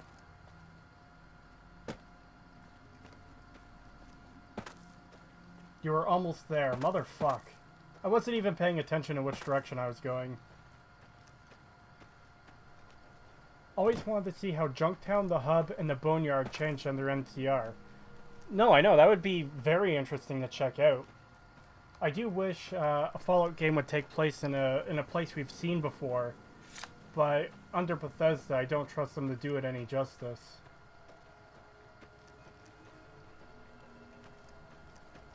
I didn't know Maryland had hillbillies with shotguns and swamps. I don't know much about U.S. geography.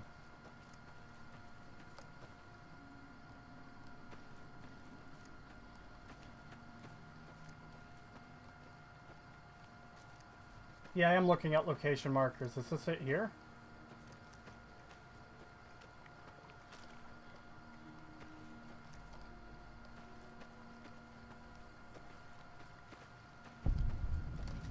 Yes, it is. Thank you, Thomas Beckett. Sorry for completely blinding on that. Turn south. Oh, I just got here. The stream must be delayed a bit.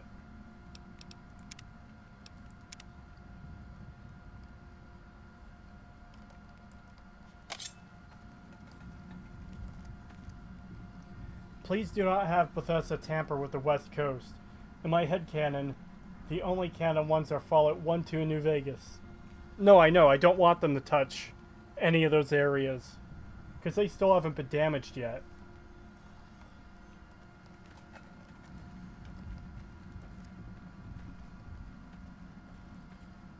Now, a certain video defending Fallout 3 told me that this game doesn't really have many dungeons, and that, what is it?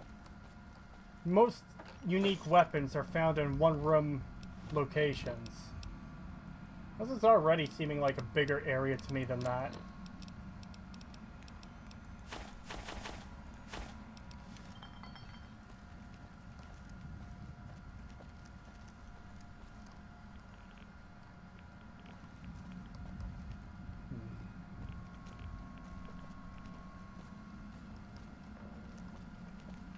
Be careful, there are some unnaturally large rats in here.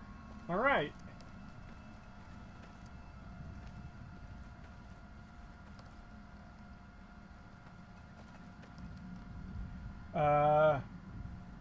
I would like to see a Fallout game that takes place during the annexing of Canada and the oppression the people faced. I was actually talking with a friend a few weeks ago how it would be cool if a Fallout game took place on the border of the US and Canada. So you have both sides of that. I think some sort of Fallout game in China would be awesome. Sadly, if Bethesda did it, they'd somehow find a way to get the Brotherhood there along with the FEV. No, I know, right? I have it written into my Fallout 3 analysis script that if Bethesda made a Fallout game that takes place on Mars, you can be guaranteed that the Super Mutants and the Brotherhood of Steel would be there already.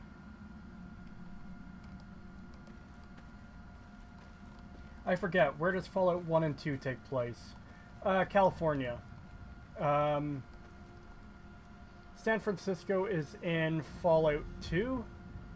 And... was it San Francisco? I don't know many... oh, that's the entrance. That's not where I want to go. Again, I don't know much U.S. geography off the top of my head.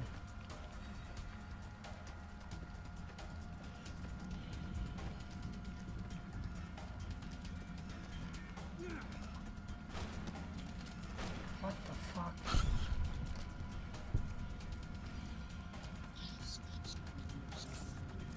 Company.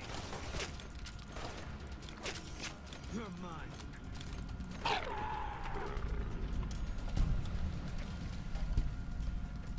Yeah, San Francisco was in Fallout 2. Okay, then that means the ruins of Los Angeles was in Fallout 1, I believe.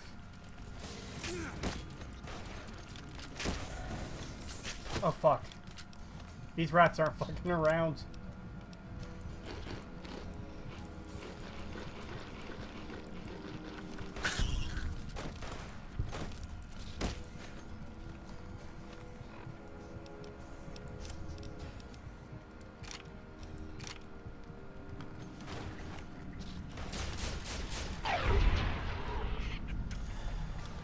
a lot closer than I would have liked.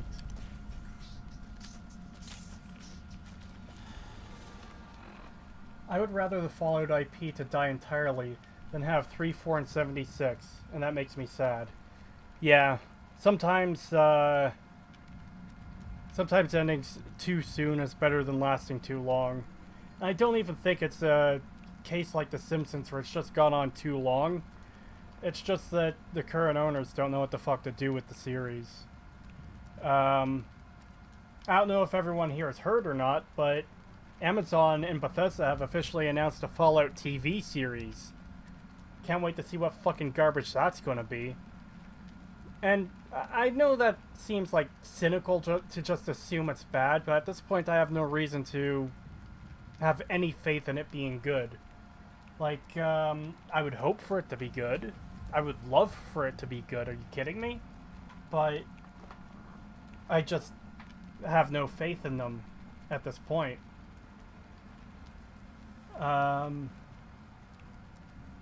Yeah.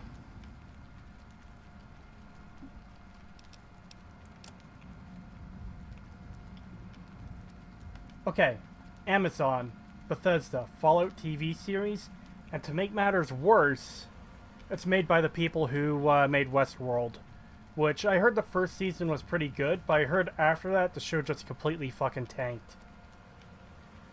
Critical Drinker did a review of, I think season 2 and 3, so go check that out if you want.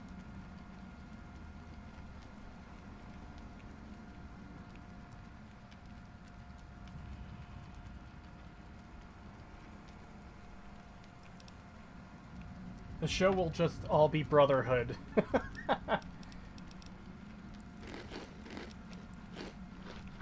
Yeah, probably.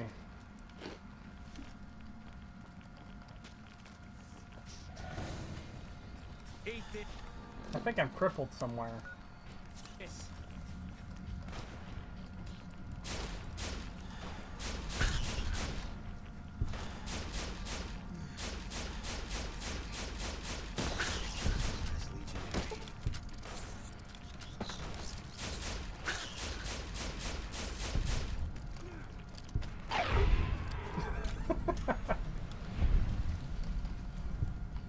The Fallout TV show will be about how Bethesda destroyed the Fallout series more than the Great War destroyed the world.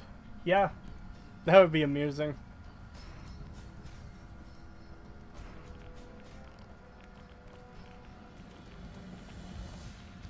Oh god. Radiation everywhere.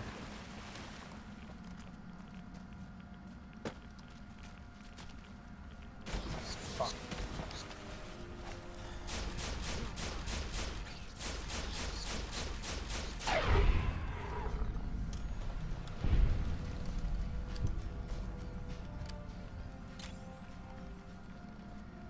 The ghouls in the Fallout TV series are gonna look and act like the zombies in Walking Dead.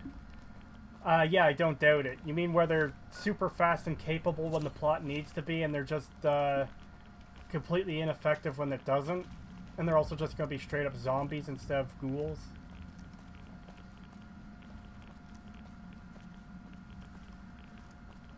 And in all honesty, I prefer the way the ghouls are handled in Fallout 3 and New Vegas than the way they are in Fallout 4.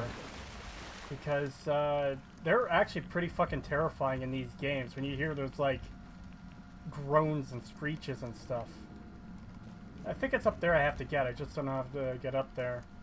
In Fallout 4, they literally are just zombies, and that's really fucking disappointing.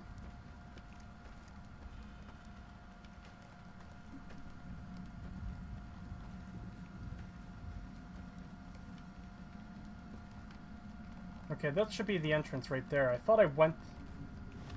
Oh god, this is taking longer than I thought.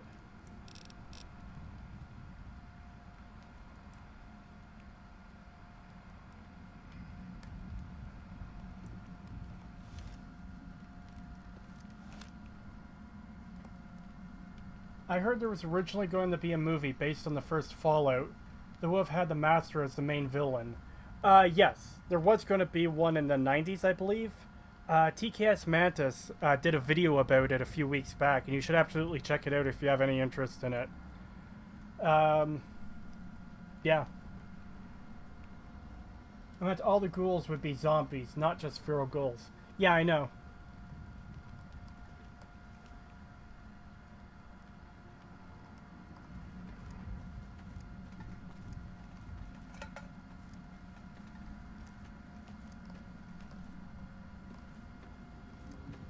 The creators of the show describe Fallout as darkly funny.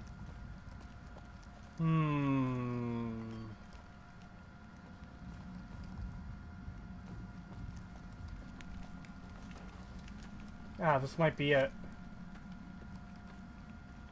Yes!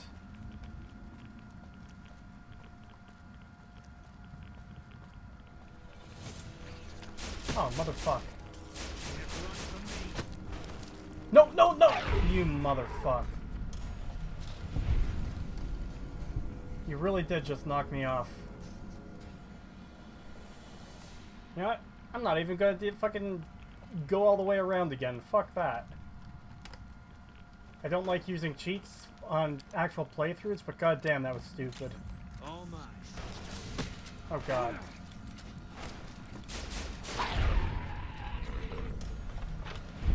Dagoth versus the Master. Who's the better villain? Oh man. That's a tough one because both of them, I think, are really well developed villains. They both have... They're not just bad guys for the sake of bad guys like Colonel Autumn is, or President Eden. They've got goals in mind, and they do think they are the good guys of their own story, and that's part of what makes them interesting. Which is the better villain? Oh man. I'm not sure I can answer that one.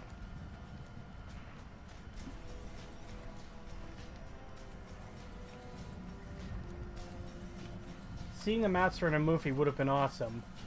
If done right, yeah. Oh god. Thickerty Prime is going to be the comic relief for this Amazon TV show. You guys are already bringing back Thickerty Prime. I don't know how to feel about this.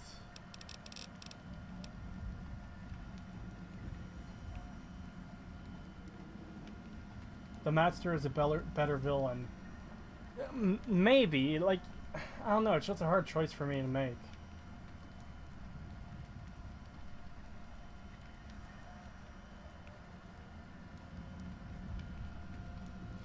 I prefer Dagoth there over the Master because he feels far more present in the main plot. Although it feels like an issue I can flip and flop between a lot. Yeah, that's the thing too, is I feel like this is the kind of question that I would just flip-flop in between. I don't know. I just like both villains so much for what they mean to the story that it's hard to pick one over the other.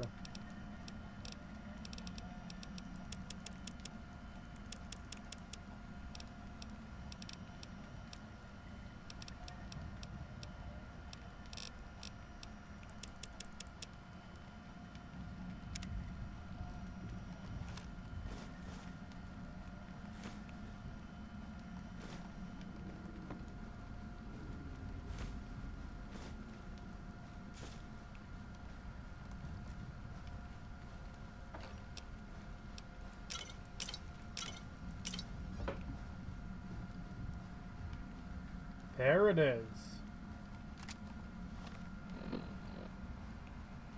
Dagoth was great. He could have even fought alongside Nerevar, and it was actually the Tribunal who were responsible for his death. We don't know the true story, though. And yeah, that's part of what makes it interesting. And this is something Bethesda tries to fall back on when defending their lore changes with the Fallout series. But with Elder Scrolls, a lot of the history is written by flawed characters in the lore. So we don't know how much of the history is or isn't true. Now, it's only that's only a good thing up until a certain point where the games start conflicting with each other, which I think might have already started to happen with Skyrim. We'll see how deep that rabbit hole goes once I get to the Skyrim analysis. But they try to defend Fallout's their changes to Fallout with that line of reasoning, and it just doesn't work. because there's stuff we see in the Fallout games that are factual. We know the ghouls die out in Necropolis, so Billy the Kid not needing water, that fucks that up completely. The Master feels more like a sympathetic villain because he isn't even a villain per se. And then that's the thing. He just wants to save humanity. Yeah, that's the thing, is he wants to bring peace to the world. It's just his way of doing that is insanely destructive. Greetings from Germany. Nice to see you streaming New Vegas, and I like your vids. Keep up the good work. Well, thank you. It's much appreciated. Both villains have great history. Oh yeah, for sure. I would say Skyrim is still a better game than Fallout 3. That's debatable. There's... It's been a long time since I played Skyrim as well. I think it has less story issues than Fallout 3 does, but better game, I'm not so sure. The Rat Slayer has 5 times crit chance multiplayer, so with high luck and other relevant perks, you can have a guaranteed crit every time. Plus, it's more powerful than the regular varmint rifle in many ways. Yeah, the Rat Slayer is a great weapon.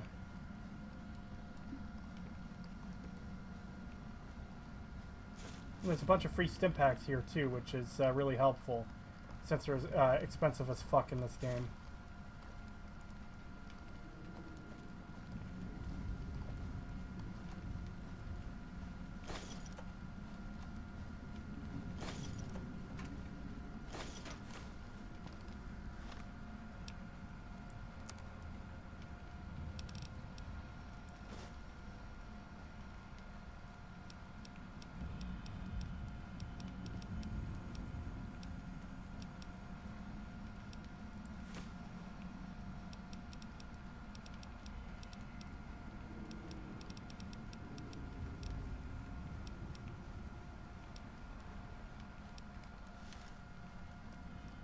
You missed the skill book on the ground.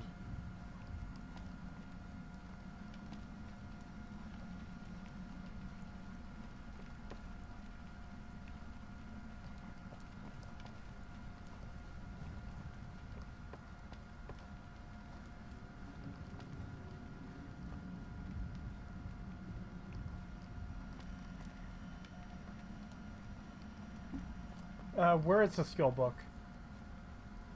Are you going to join the Legion gang or the other cringe options? I have no idea which faction I'm going to join right now.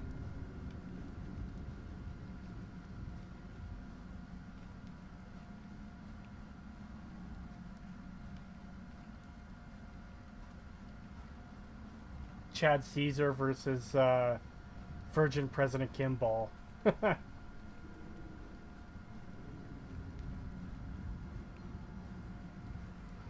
I love the Master a lot because it's a sympathetic villain done properly. I don't think Bethesda will ever pull that off. Yeah, at this point I just, I don't have any faith in Bethesda. There's a bobblehead on the ceiling. Yeah, nice try. I'm not looking. In fact, I've got to make sure I look at the floor so you can't trick me.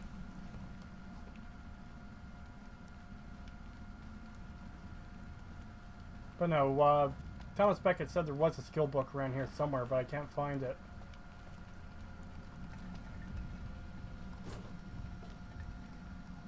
Well, I'm not going to spend too much longer here anyways. I've already spent too much time in this place.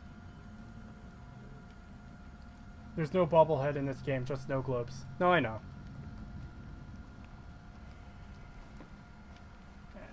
Okay, time to leave.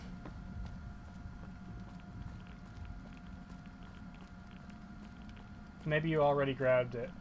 Maybe. I did see a few perk books there that I grabbed.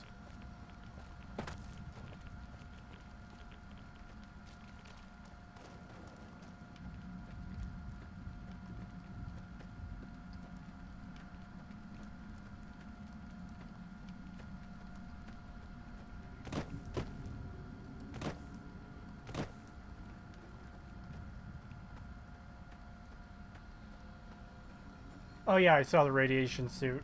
I don't usually use those, though.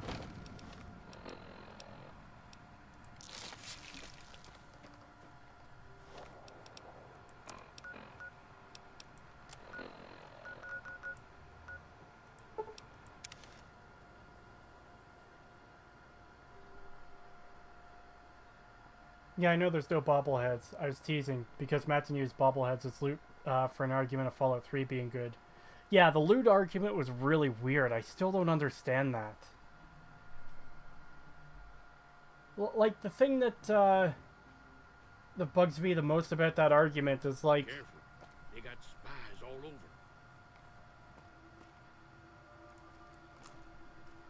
Anyways. Yeah, the thing that bugs me about that argument is just... He goes out of his way to say, hey, look how few dungeons there are in this game. It's probably because there's no loot for them. But then he goes and says, look at all this loot that's not in dungeons. It's like, what? Also, his argument about skill books was completely fucking off base. To like a ridiculous degree.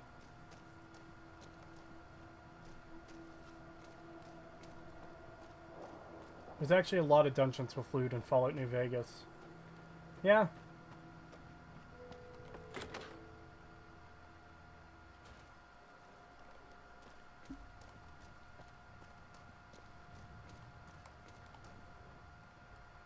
What's going on, man?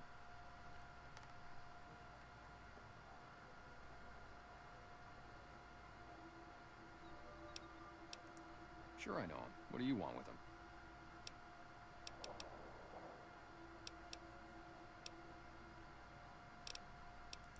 Doesn't surprise me. Guy seemed like he'd do whatever it takes to get what he wants. Probably makes a lot of enemies. Well, listen, I can definitely help you find him, but I've got problems of my own. Maybe we can do a trade. You need my help. There's something I need too. Matton contradicts himself more than a computer thinking it's human. There's fewer skill books, but they feel better. Well, you get more points from skill books in New Vegas. But not just that. He compares direct numbers of skill books in each game. He says there's 300 in Fallout 3, and around 70, I think, in New Vegas. But the difference is, comparing exact numbers of how many appear in each game is completely irrelevant. It's like comparing exact numbers of how many 10mm pistols are in each game. The amount that appears in the game world is completely irrelevant, because if they needed loot to put in the dungeon, then they just could have dropped more fucking skill books in the dungeons. And he completely also forgets about the skill magazines existing too.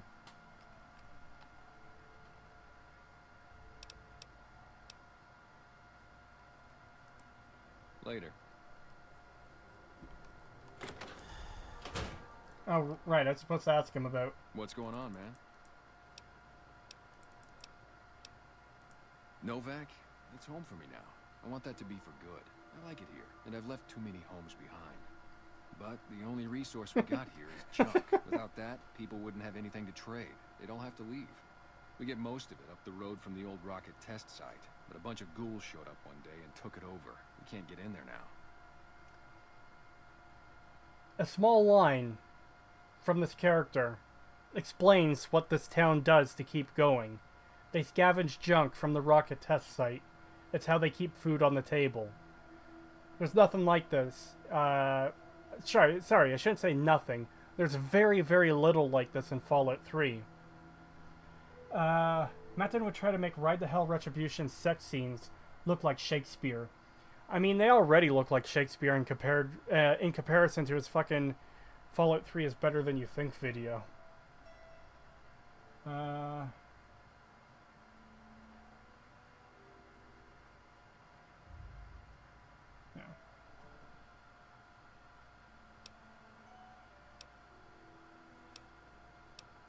Well, they gotta go, or this will be a ghost town before long. Doesn't matter to me what you do. As long as the ghouls are out of there, that's good enough for me. It'd mean a lot to me.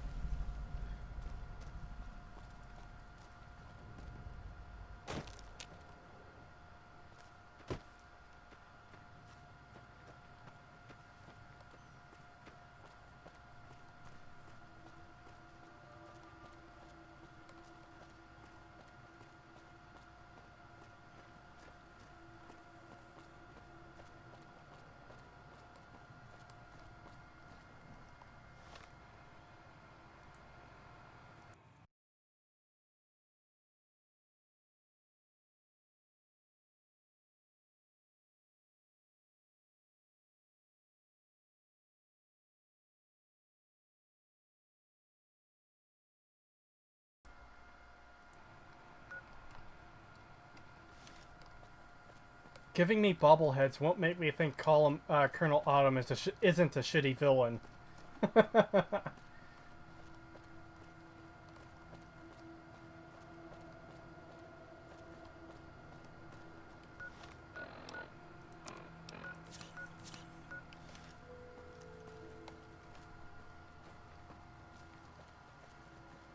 Are you going to try and get Cyberpunk 2077 whenever it comes out?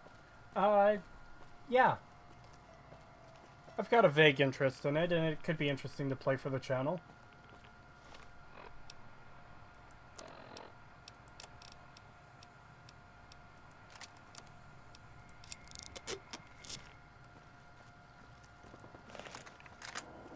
Fallout 3 butchered the faction so bad. No, I know. It's frustrating. Oh my god. Thank you, Boone. And his gun is away before I can even turn and look at him. You really are something else, Boone.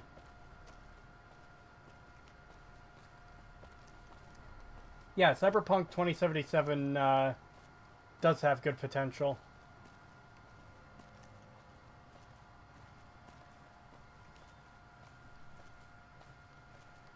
Why are the regulators in Fallout 3 vigilantes when in Fallout 2 they were raiders? I believe it's a different group of regulators. My issue with the Fallout 3 regulators is more the fact that they basically have no presence as a faction.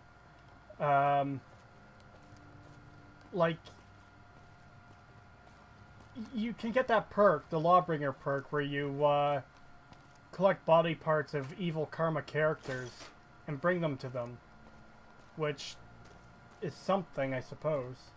But other than that, and them hunting you down for negative karma, they basically don't exist as a faction.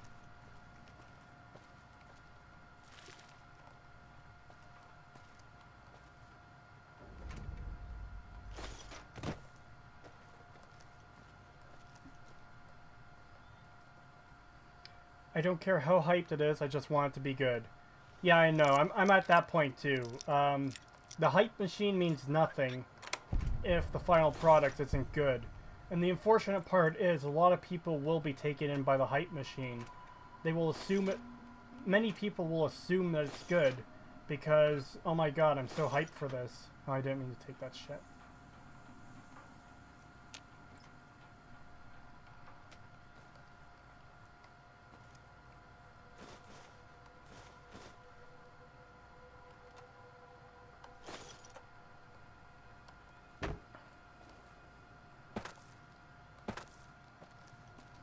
Yeah, I agree, Present Man Blast.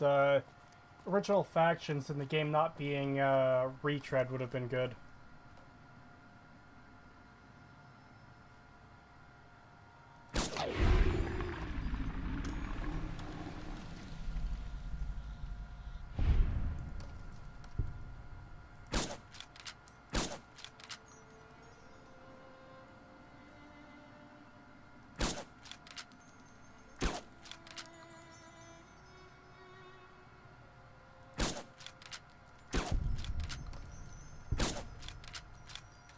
Oh shit, I blew that one's head up.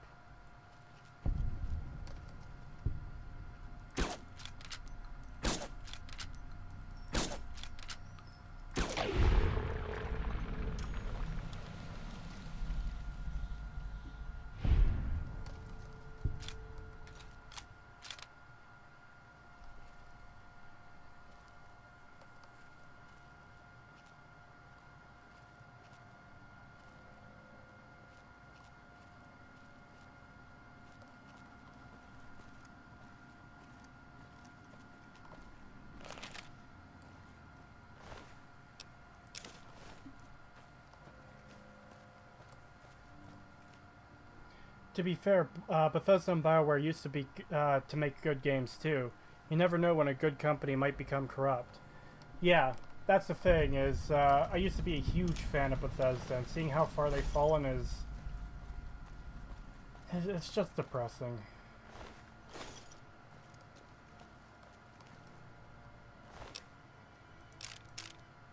Plasma rifle, fuck yeah.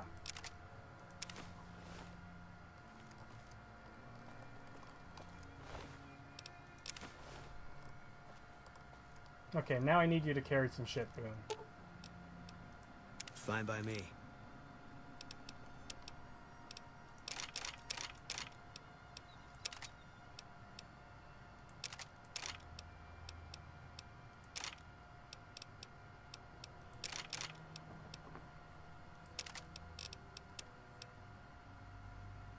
What the fuck?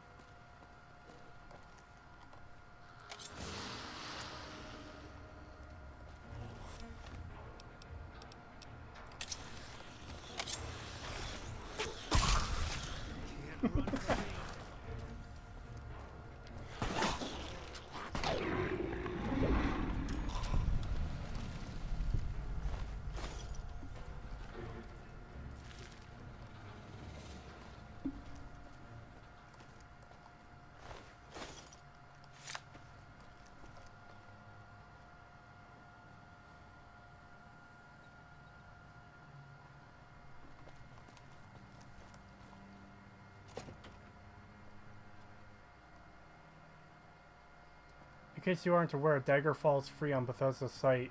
Yeah, I think I have it downloaded. Over here. Are you listening? Go to the big room on the east side of this building and take the metal staircase all the way up.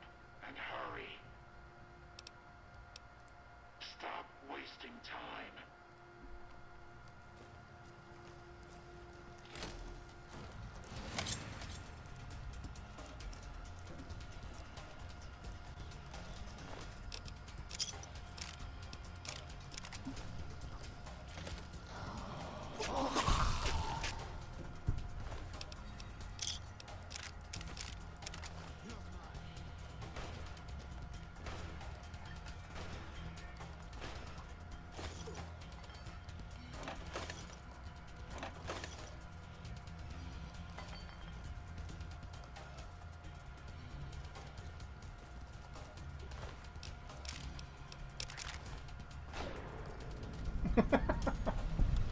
Gotta love the kill cam.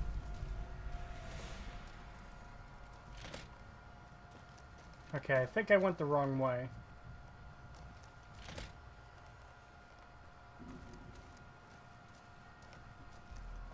No, this should be it here.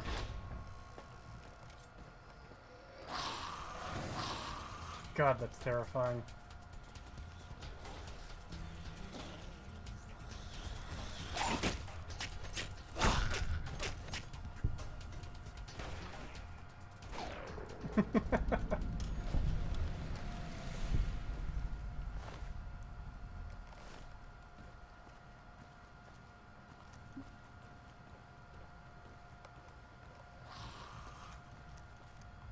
Keep looking.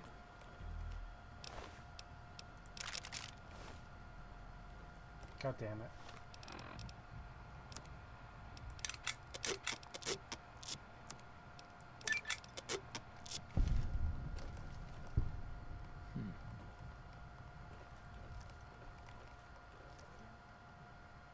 All right, Smoothskin. I'm letting you in. You better watch yourself. I'll sure as hell be watching you. Repcon Test is one of those dungeony dungeons that Mathen claims New Vegas doesn't have. You ugly. Get upstairs and talk to Jason. No, I know. Throw up just from looking at you. And see, here's another thing. Bethesda's goofiness is, here's two wacky characters in comic book character outfits. Obsidian's version of wackiness is, hey, here's a human who genuinely thinks he's a ghoul. You know, it's fucking weird, but at least, it's possible for someone to think that within the universe. And sure, it's possible for someone to think they're a comic book character too, I guess, if they're fucking crazy enough. The thing that bugs me is that it makes no sense that anyone would have the ability to even do that when everyone's major concern is not dying of thirst. The Great One can be found upstairs. Don't think about wasting his time. He's very important. You should feel lucky to be granted some of his time.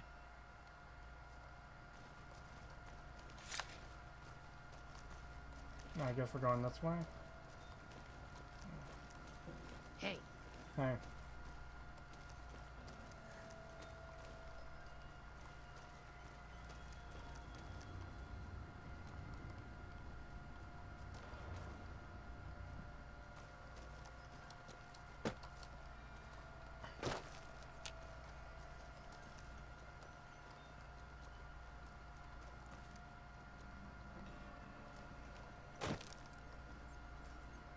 Hello, Wanderer. Please forgive us our humble surroundings. Our true home awaits us in the far beyond. Have you come to help us complete the great journey?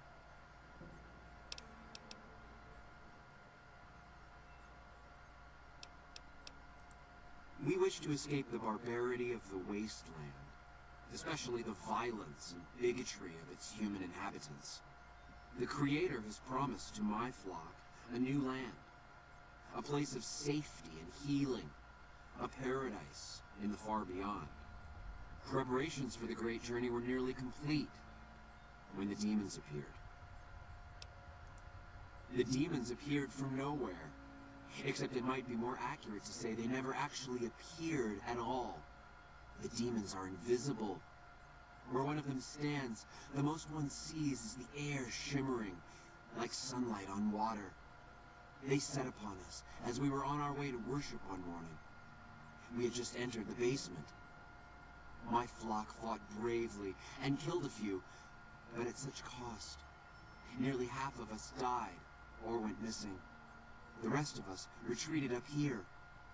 One of the demons raved at us, but they have not tried to attack us since.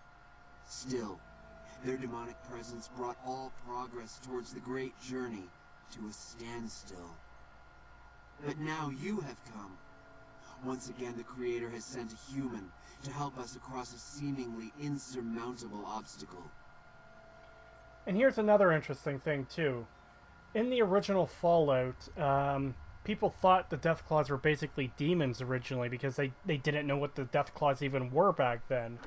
Now, at this point in the series, we all know what Deathclaws are. They're the big fucking giant reptile monsters that will kill you in a second. But the way they introduce the Nightkin here is fucking amazing. He describes them as demons that you cannot see. The most you will see is air shimmering.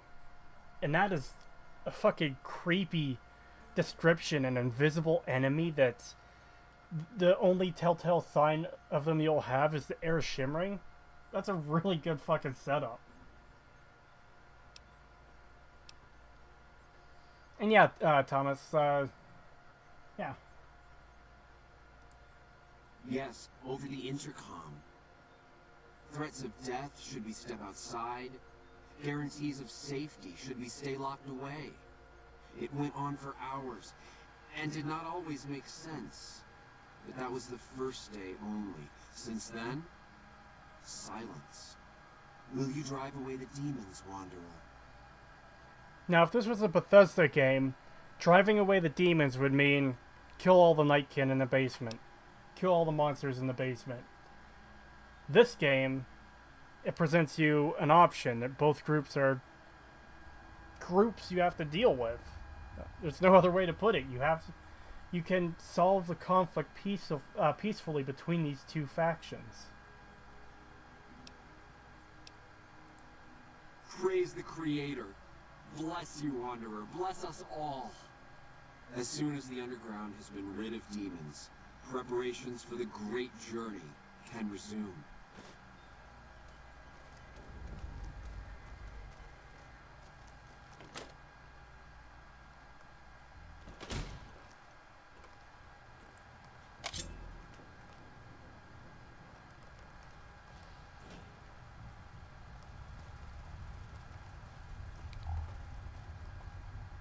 Oh, well that also kind of spoils what they are.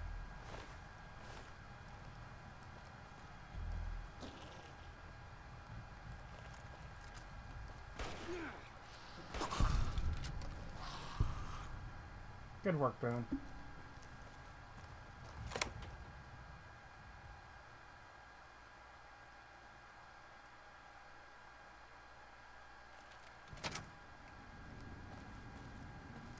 Dark in here. If you want to use a scope, I can spot for you. Give you a target.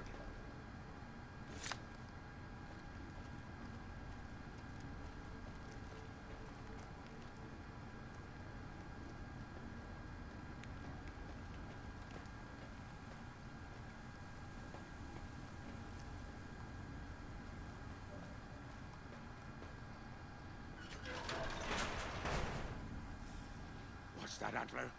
We have a visitor. An assassin, more like. I say kill it, Antler, for safe's sake. Hmm? Okay, Antler, I'll ask. Hi, human. Why you come here?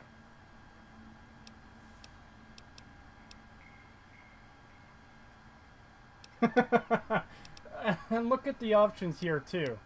Are you alright? You sound strange. Who is Antler? A genuine question. I came here on behalf of the ghouls upstairs. Diplomacy. Right the first time, ugly. I've come to kill you. Obviously engaging combat.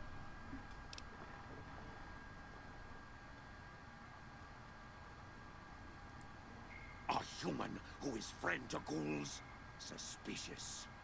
You meet the ones upstairs. Antler used intercom, told them stay put, but they want to come down in basement anyways. I cannot allow. My kin are not right in head like I am. They attack you on sight. Ghouls too. They crazy. Your ghoul friends have to wait until you find what Antler brought us to get.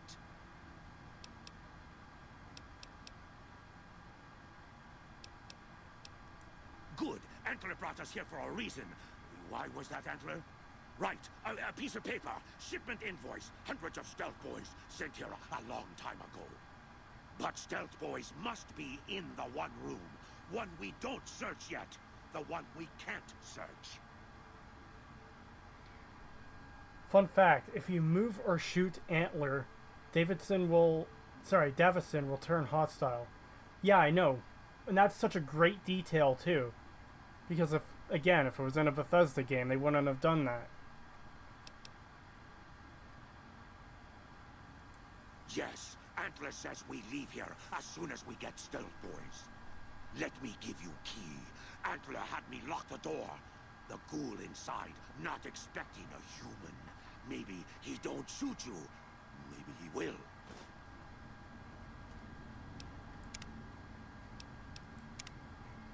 So naturally, I have to go touch it.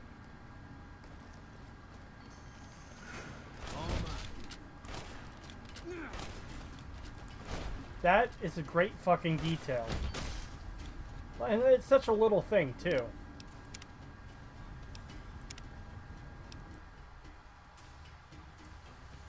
Fallout 3 dialogue. Good, neutral, bad. Fallout New Vegas. Good, neutral, bad. Alternative solution, question, other thing to say. Fallout 4 dialogue. Yes and sarcasm. Also yes. Yep, exactly.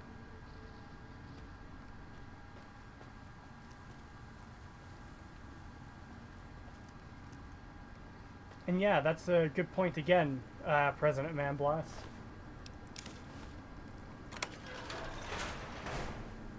Come and get it, you big dumb. Hey, you're not one of those things out there. Who the hell are you? And I bet he told you it's the Creator's will for you to risk your ass instead of him, right? Well, good luck with that. I'd give you a hand, but no thanks. I may look like a corpse, but I'm partial to living. Guess the outfit gives that away, huh?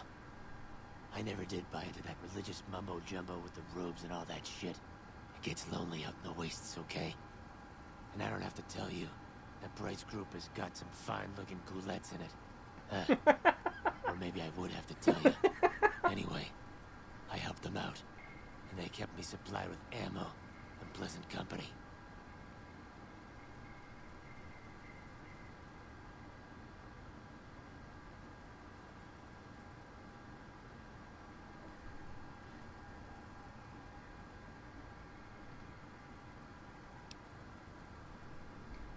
Anyways, Man Blast's comment.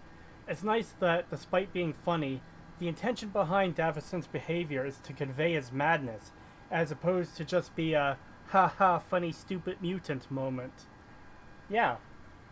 And that's another key example between the design differences between Bethesda and Obsidian.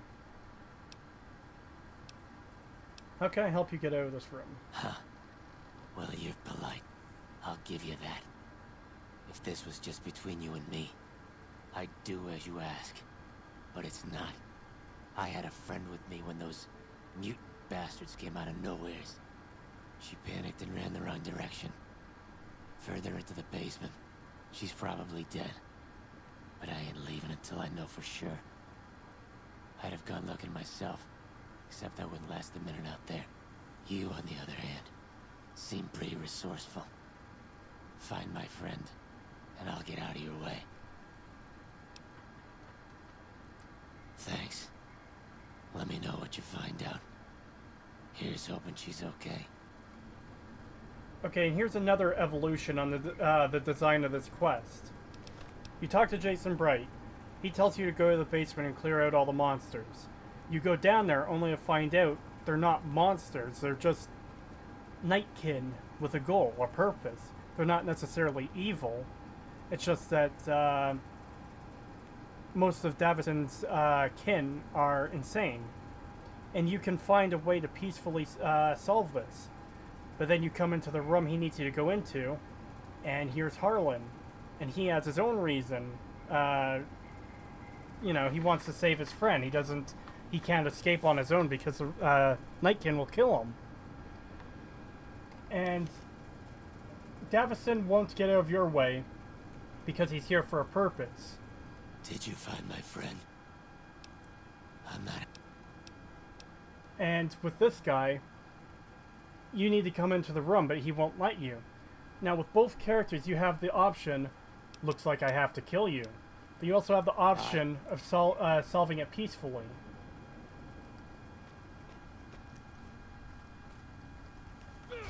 Oh my god.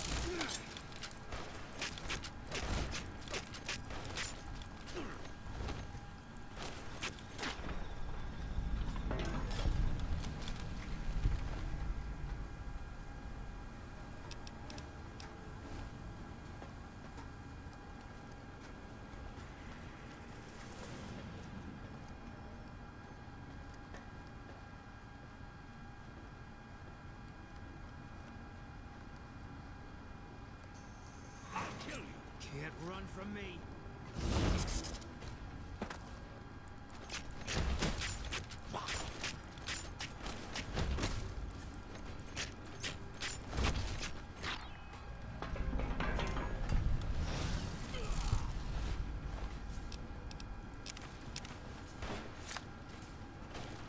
You're mine.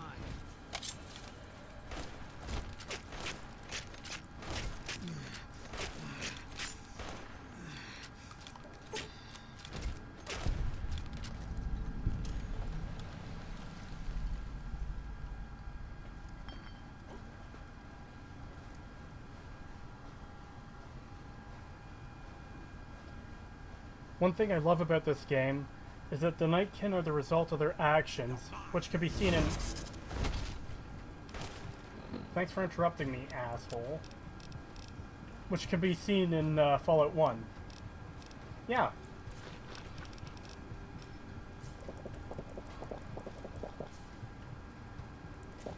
Can't run from me.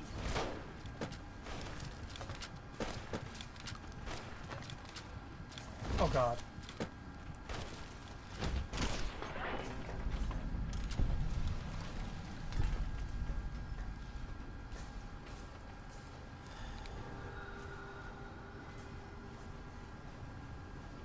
In Fallout 3 and 4, the religion you have is the children of Adam.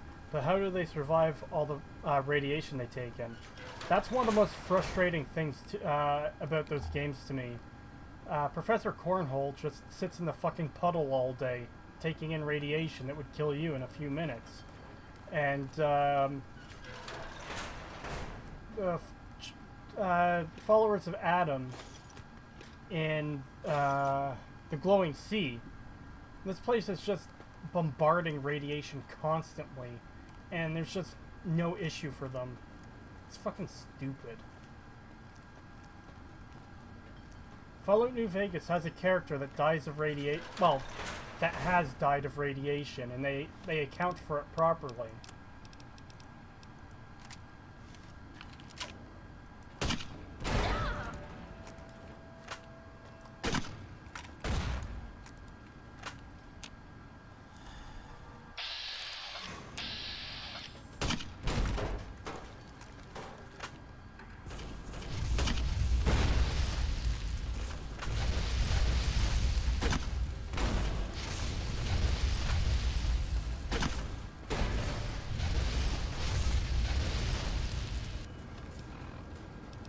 This guy's more of a boss fight than Colonel Autumn is.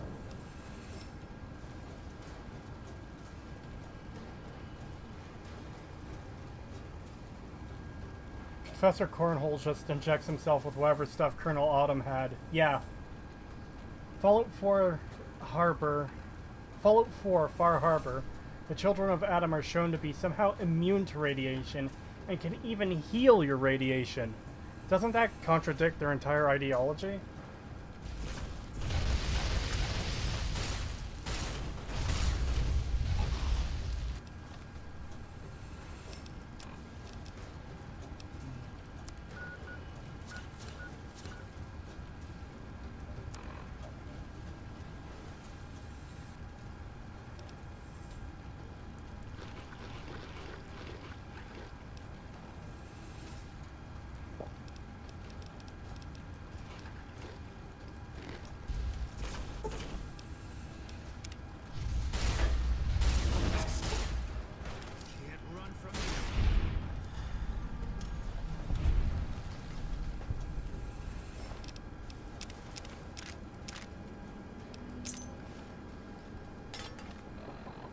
Oh shit, 1 second.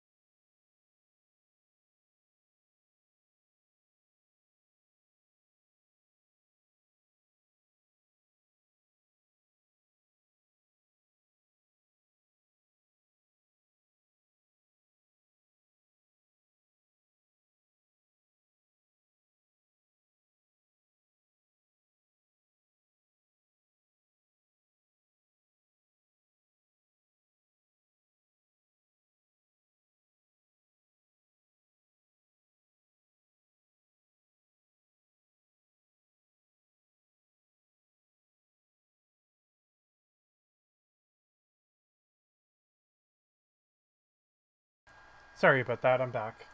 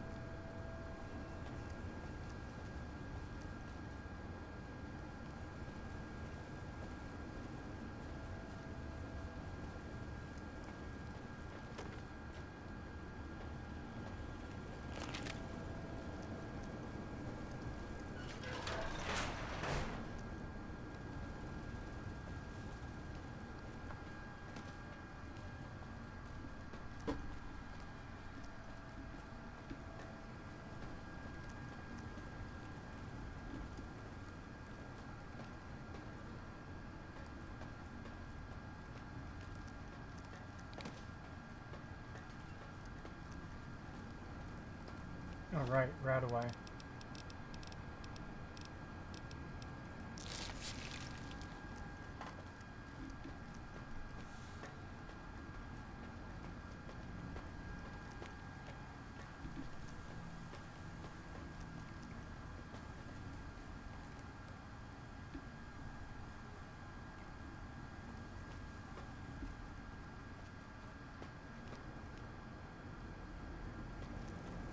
Did you find my friend?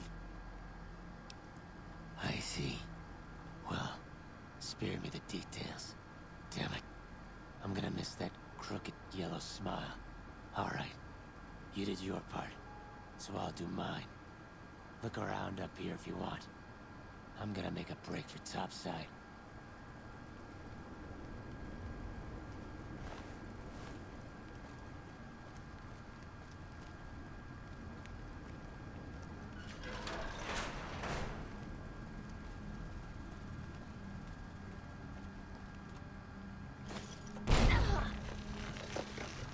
You kidding me?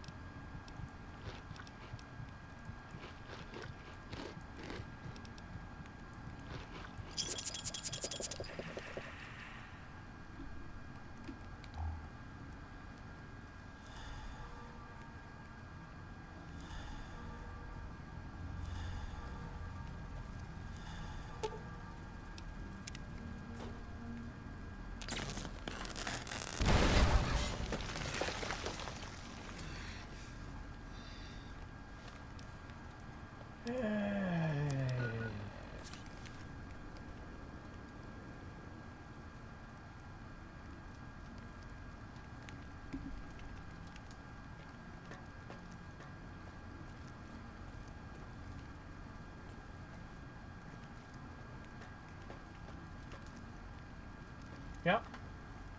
Right next to fire in a barrel.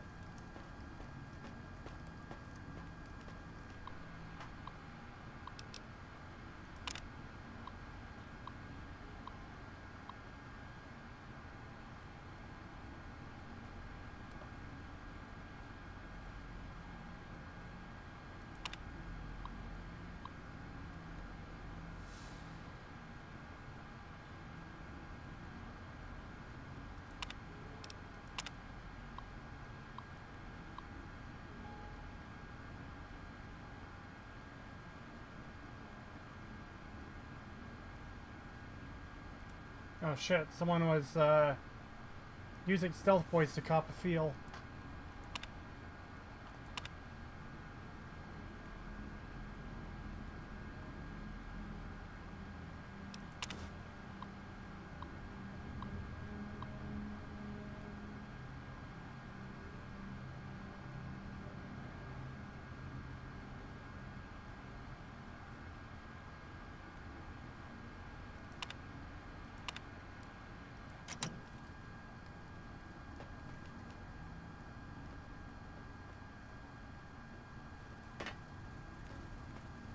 Do you think Bethesda's reputation is completely destroyed?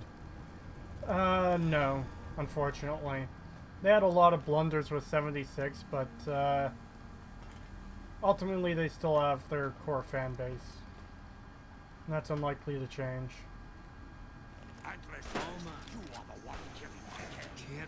Oh. Shit. I killed his buddies. How was I supposed to get it to the... Maybe I should have talked to him first. God damn it. Okay, let's do a new save. And try to do this again. Load.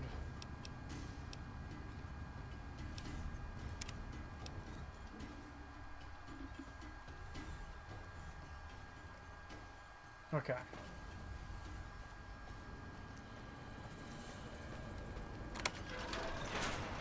Come and get it, you big...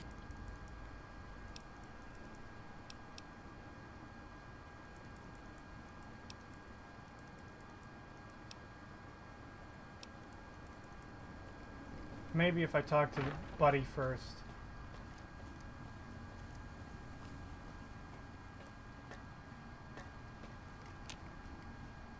Antler sings for stealth boys. Have you found them?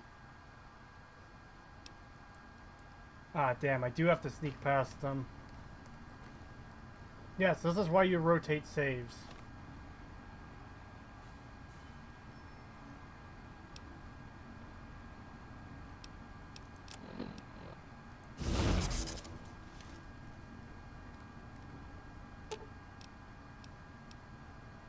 I'll sit tight.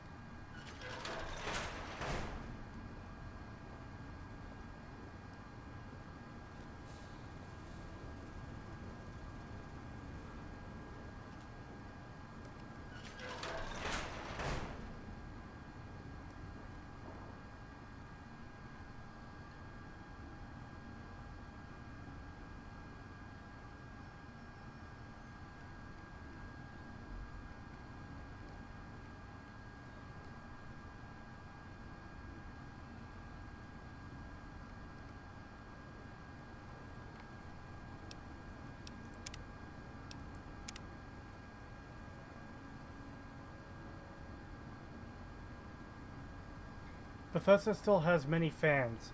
All German Fallout YouTubers I know of are fanboys who even defend Fallout first. There's only one German YouTuber who also makes Fallout content and is criticizing Bethesda Game Studios. Wow. I had no idea about that. Oh, hey, buddy. Can I pickpocket you? No.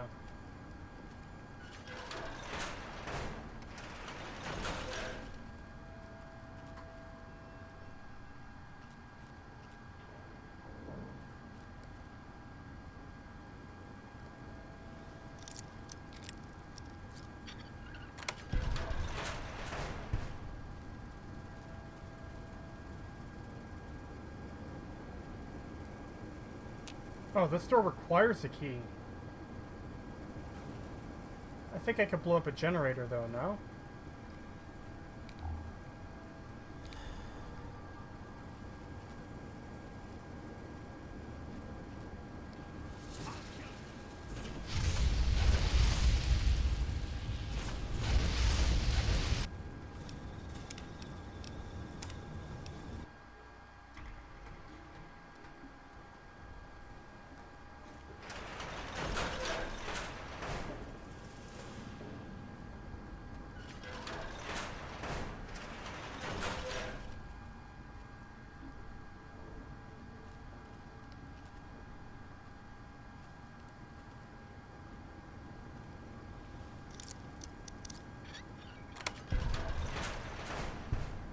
There's another key in the office near the jailer. Okay.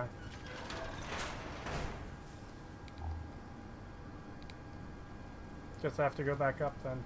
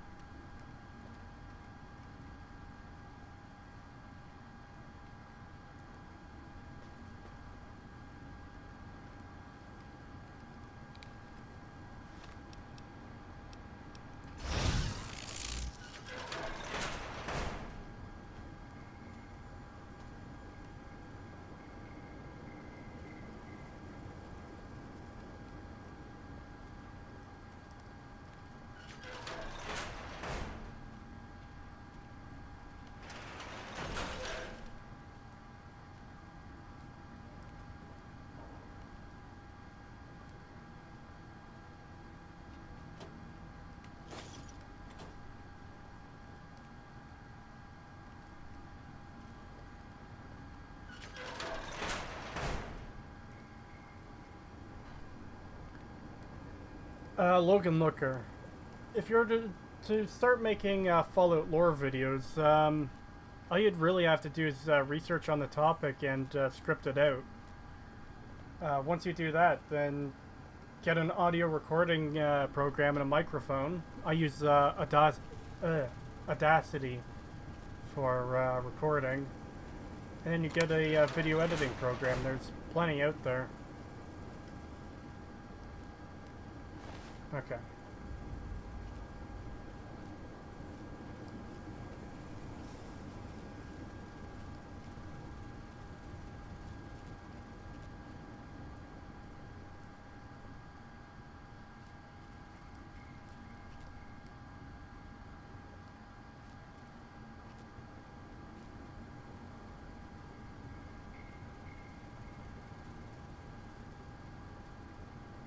Yeah, that's what I usually do, Thomas. Did I miss a carton back there?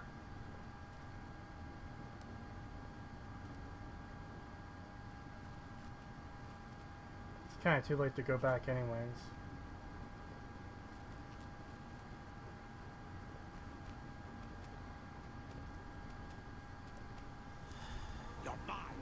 God damn it.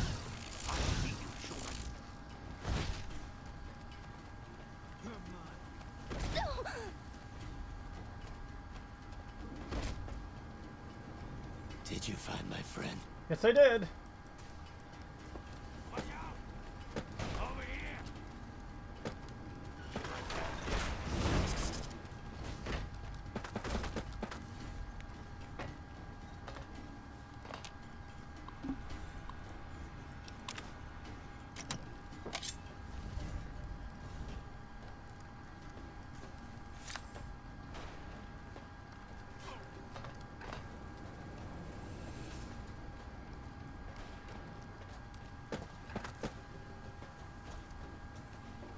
You there, buddy? Antler. Liar! The invoice said... But invoice note said stealth boys were here. Why can't that note be true? What, Antler? What could be lying? Is stealing the stealth boys for itself? Yeah, I definitely don't have any Antler, stealth you boys. trust so easy. Your lucky day, human. Antler, believe you. Nightkin will follow the new note to find stealth boys. They'll be there. See you later, Davison.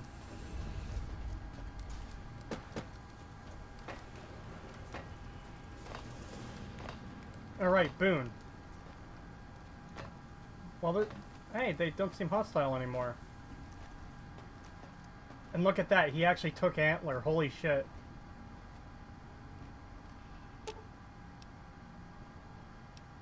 I've got your back.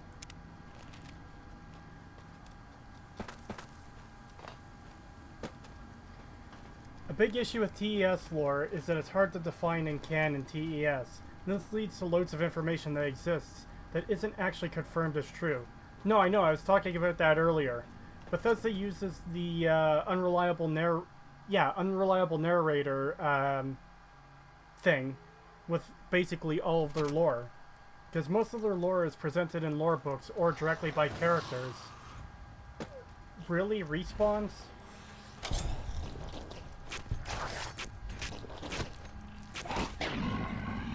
Anyways, because most of their lore is presented in that way, it gives them a free pass to say, well, maybe that character is lying.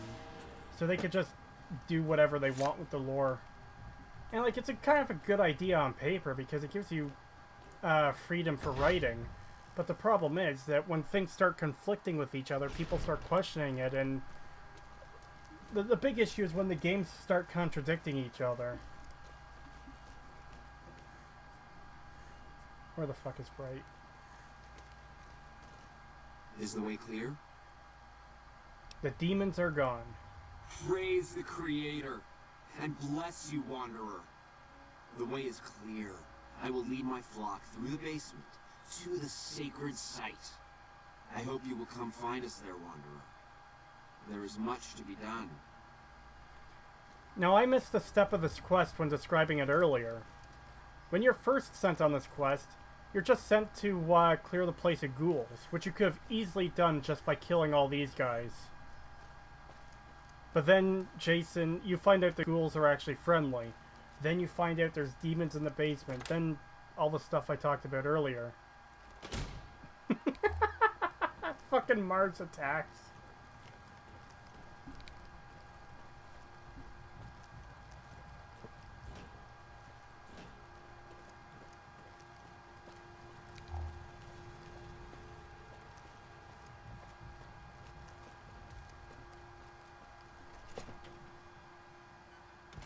Davison taking Antler, compared to Officer Mack not even having a proper animation for beating Amada, shows the difference in attention to detail between New Vegas and Fallout 3.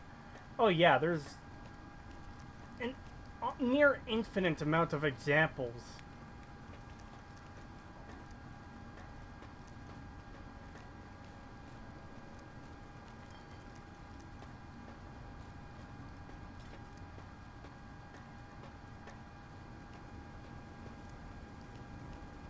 Okay, where'd they go? It's in here?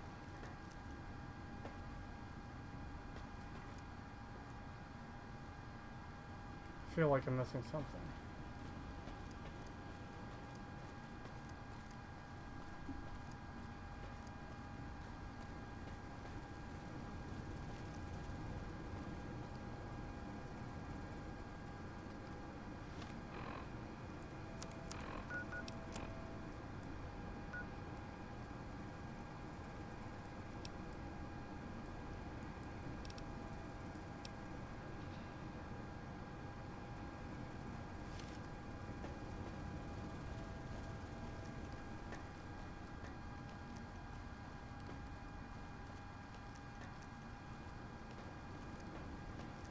The best thing about Fallout 3 is that I can make a speech run so I could skip 90% of the game.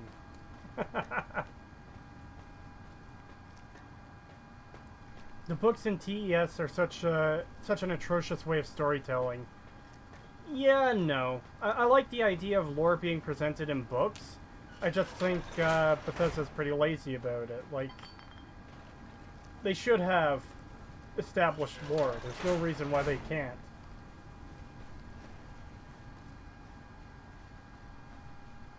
But unique buttons, yeah, I know, right? Every button is modeled. Look how much detail we're putting into this game. Yeah, okay, Todd. You're putting detail into the fucking models of the game. You're not putting detail into the world.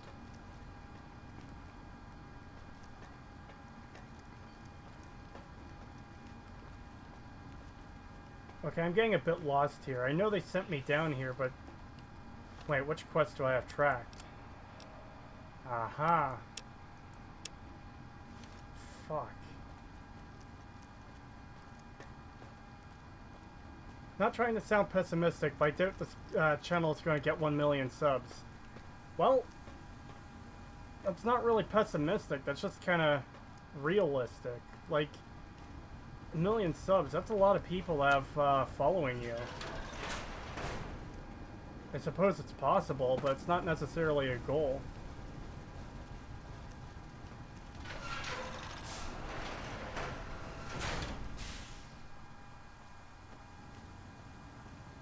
It could take years, but everyone starts at the bottom. Yeah, that's the thing too. Everyone who has hundreds of thousands or even millions of subs all had under 1,000 subs at one point. They all had 0 subs at one point, you know? Just gotta keep working at it.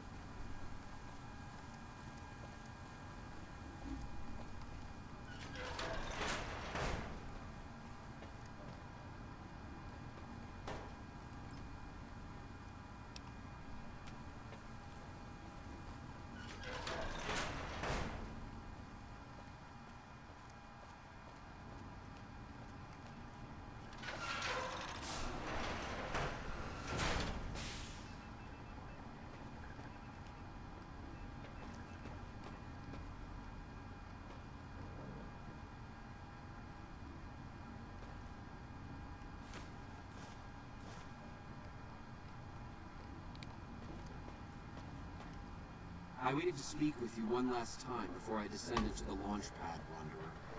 I want you to know that we will remember for all eternity how you delivered us to the threshold of the great journey.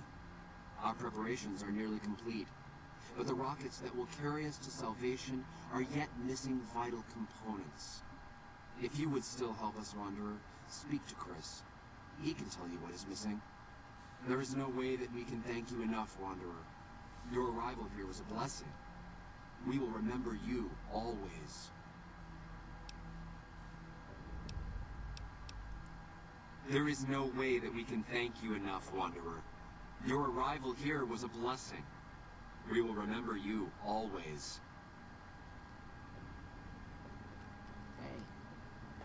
Hey, Jason says that I am to cooperate with you on the final tasks necessary to launch the Great Journey. I was close to completing work on the rockets before we were driven into hiding on the top floor. 2 components were missing. A quantity of isotope 239 igniting agent, and a set of thrust control modules. The igniting agent is highly radioactive and decays quickly. That's why we can't use the drums that leak down on the launch pad. It's no longer potent enough. I need you to find an intact, shielded container of the igniting agent. As for the thrust control modules, they were custom built for these rockets. They won't even launch without them.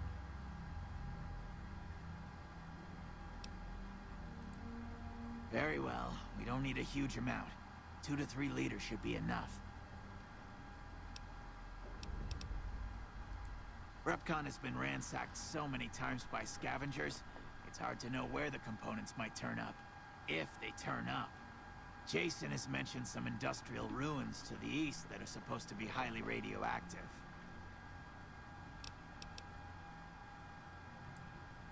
I'd start by visiting local junk merchants or traders and see if that turns anything up. Later.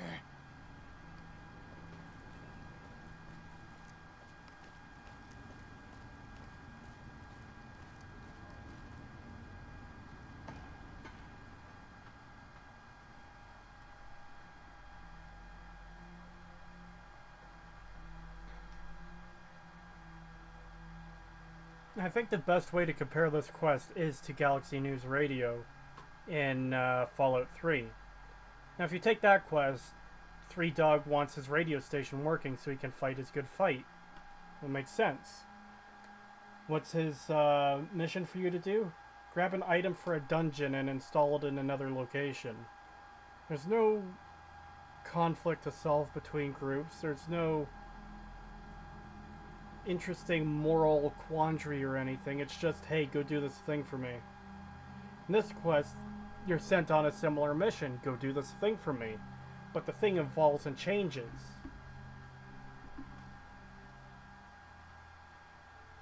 And I think the game froze, by the way.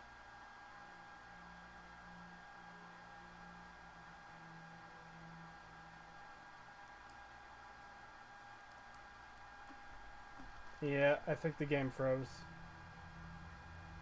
The music's still playing, but it's not responding in the loading. Okay.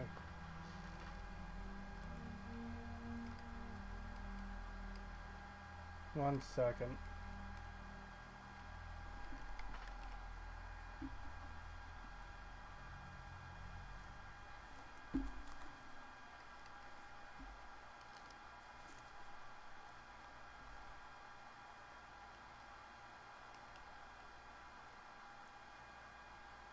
Well, that sucks.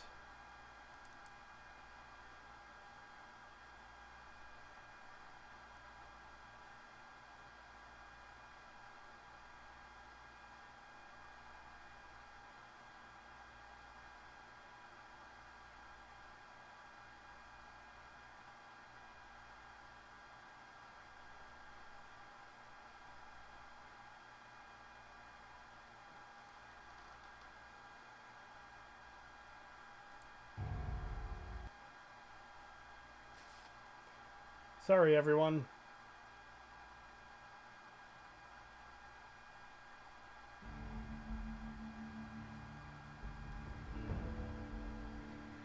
Have you installed the 4GB patch?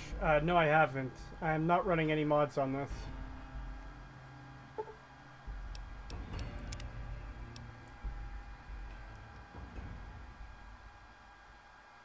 I like with how Come Fly With Me, there is no villain, And the first part of the quest is one big misunderstanding. Yeah, exactly.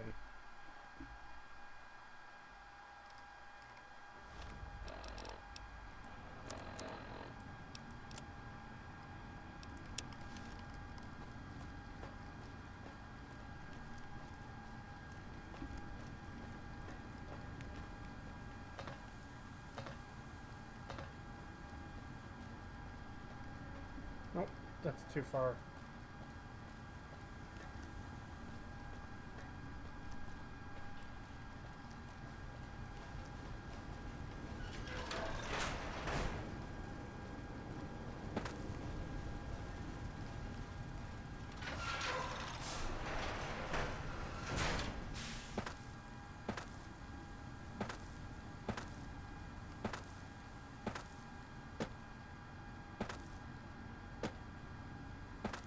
Flawed as it is, New Vegas is a great game. Yep.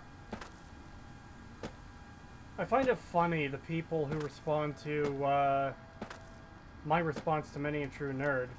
So many of them try to, like, argue the point back that, well, New Vegas is flawed. You just think, you think New Vegas is a perfect game with the second coming of Jesus. It's like, well, no. Fallout New Vegas Fallout New Vegas is absolutely a flawed game. It's just, it handles most of its most important aspects way better than Fallout 3 or 4 do.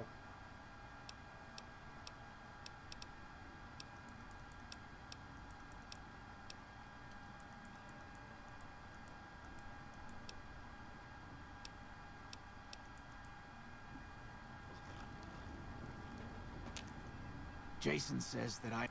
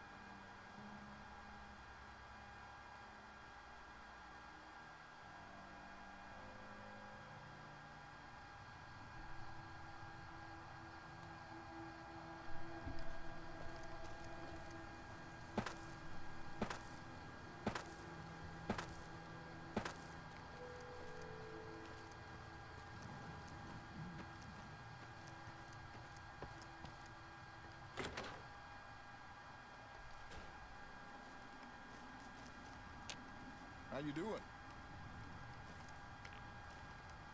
Welcome to the Dino Bite gift.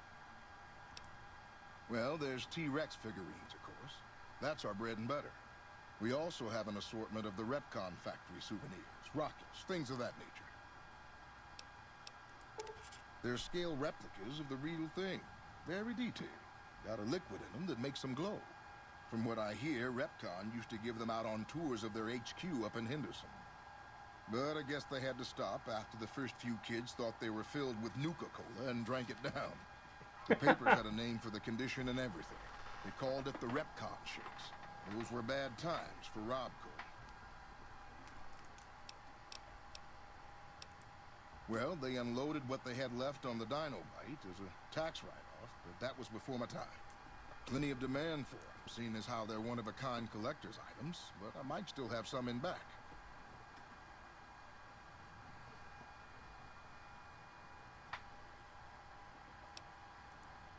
Really? I never thought I'd see the day. I mean, the day I'd part with them for such an incredibly low price, with so many other offers flooding in. But I like you. I think maybe it's time. All that's left is in the storage room here. You can buy the key from my store.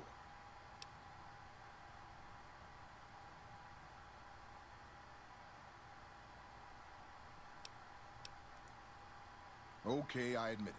They've been collecting dust since before I got here. You can have them dirt cheap.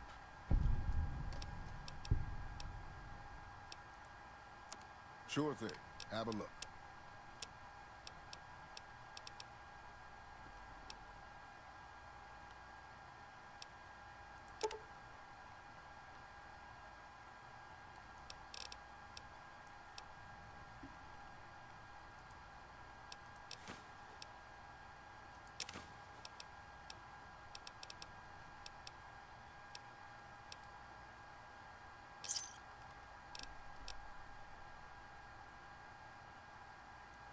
Come back soon now.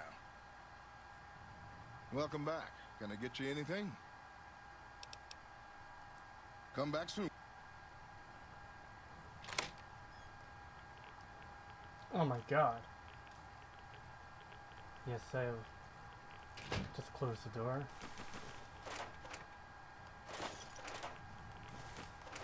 God damn it, stupid metal crate. I said close the door.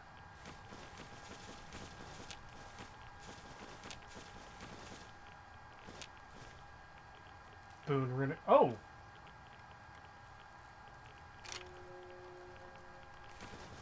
See? A good reason to have the door closed now, isn't it?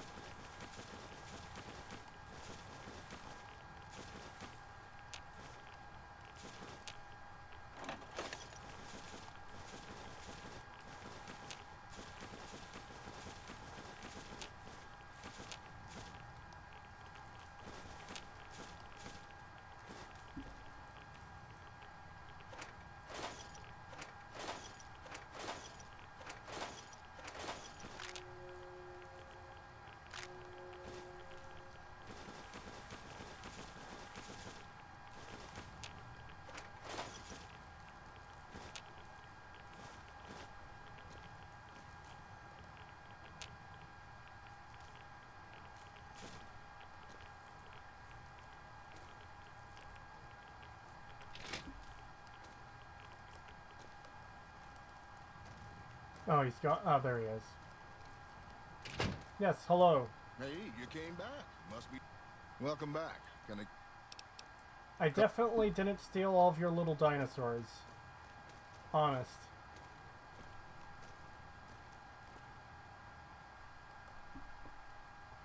How many dinosaurs did I just steal?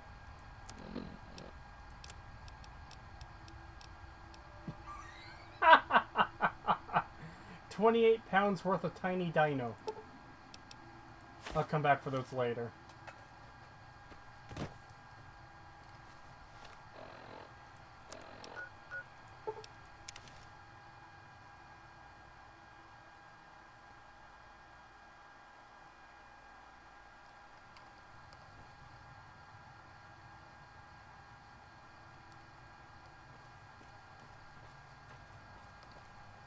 I actually have the Rat Slayer already. Thomas Beckett helped me find it earlier. Bought Fallout New Vegas for like $2 US on a Steam sale. Fuck yeah, that's awesome, man. That's one hell of a deal.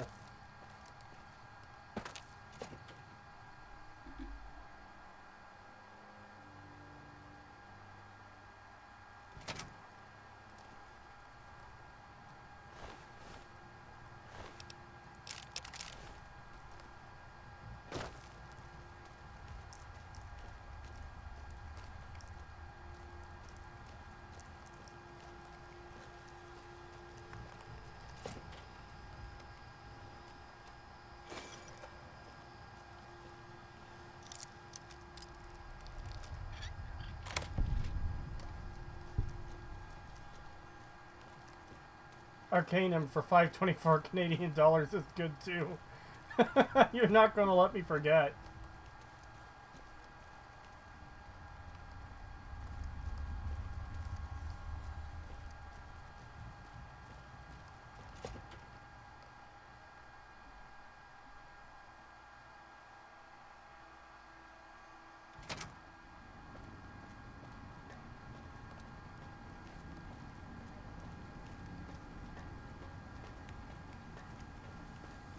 Glad you got it early. Can't beat that high crit rate and silencer. No, I know, the Rat Slayer is great. It's one of my all-time favorite weapons in this game.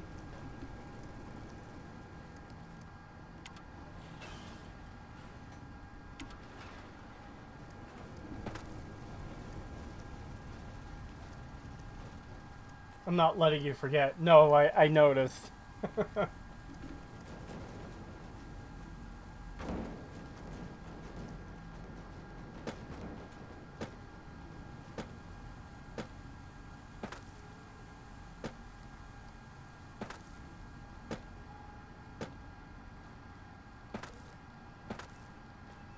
Hey, got your rockets, Have you found buddy. the components we discussed?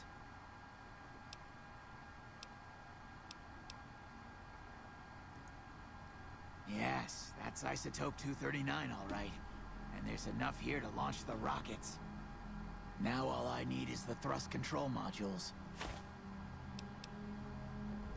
Repcon has been ransacked so many times by scavengers, it's hard to know where the components might turn up. If they turn up. Jason has mentioned some industrial ruins to the east that are supposed to be highly radioactive. Scavengers wouldn't know the value of the modules just by looking at them. If you know any junk dealers in the area, I'd start there. Yeah, I've picked up a few games on the summer sale too. Scavengers.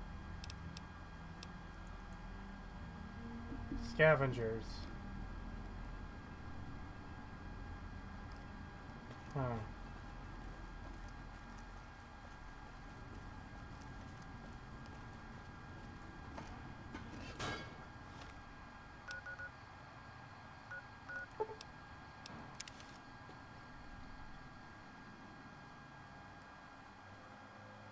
Looks like I have to go just north of Novak.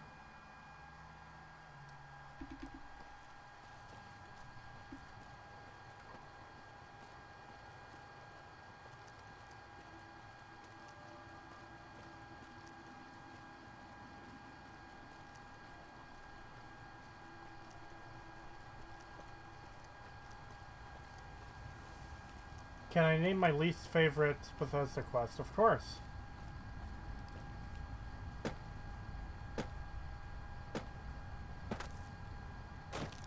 Kid, man, fuck kid in a fridge. Stupid fucking quest. God, I fucking hate Fallout 4 so much. Yeah, I should have seen that one coming too. I just wasn't thinking of like, oh, what quest should it be? But yeah, that... Yeah. Oh yeah, the one where you walk through Kellogg's memories too. Hello. Fuck. Hi there.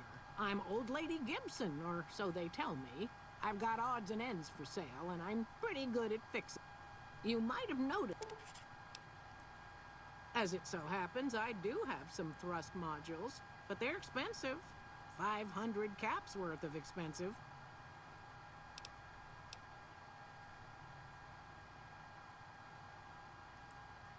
Oh, I don't know about that. Lots of folks travel by on their way to New Vegas. Yeah, fuck the cat quest too. Fuck most of Fallout 4's quests. What a fucking waste of time. Oh, you're charming in your own way, I suppose. Not budging on the price for those parts, though. Oh, you bitch. Pleasure doing business with you.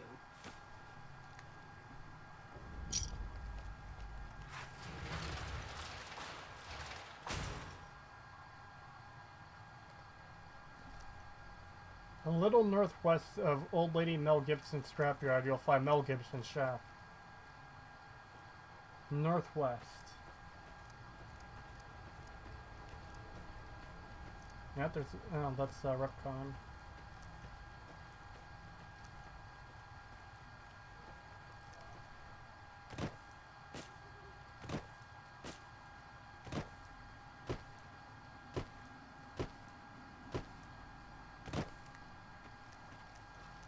Oh, there it is.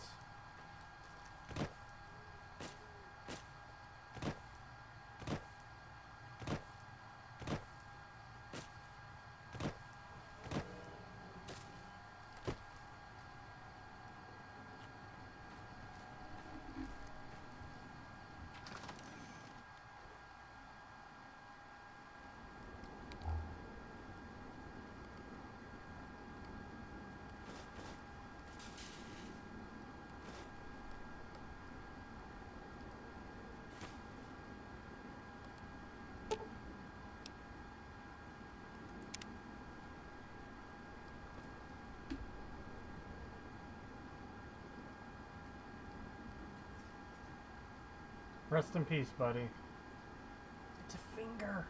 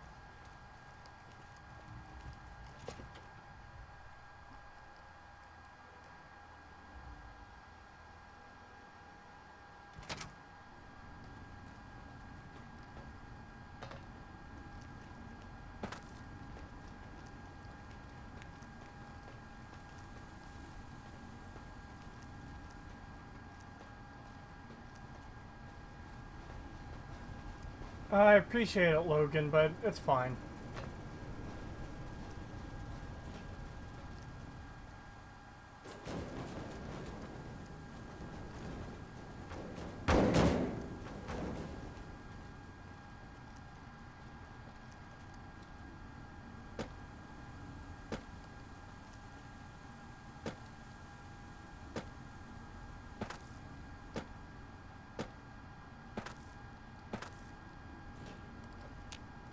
Have you found the components we discussed?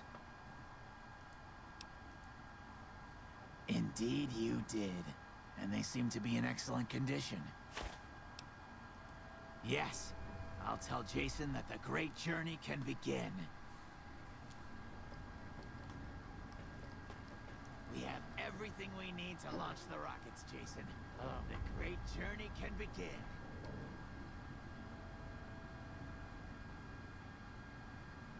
Hey, gather all. May the Creator guide my words and help me speak true.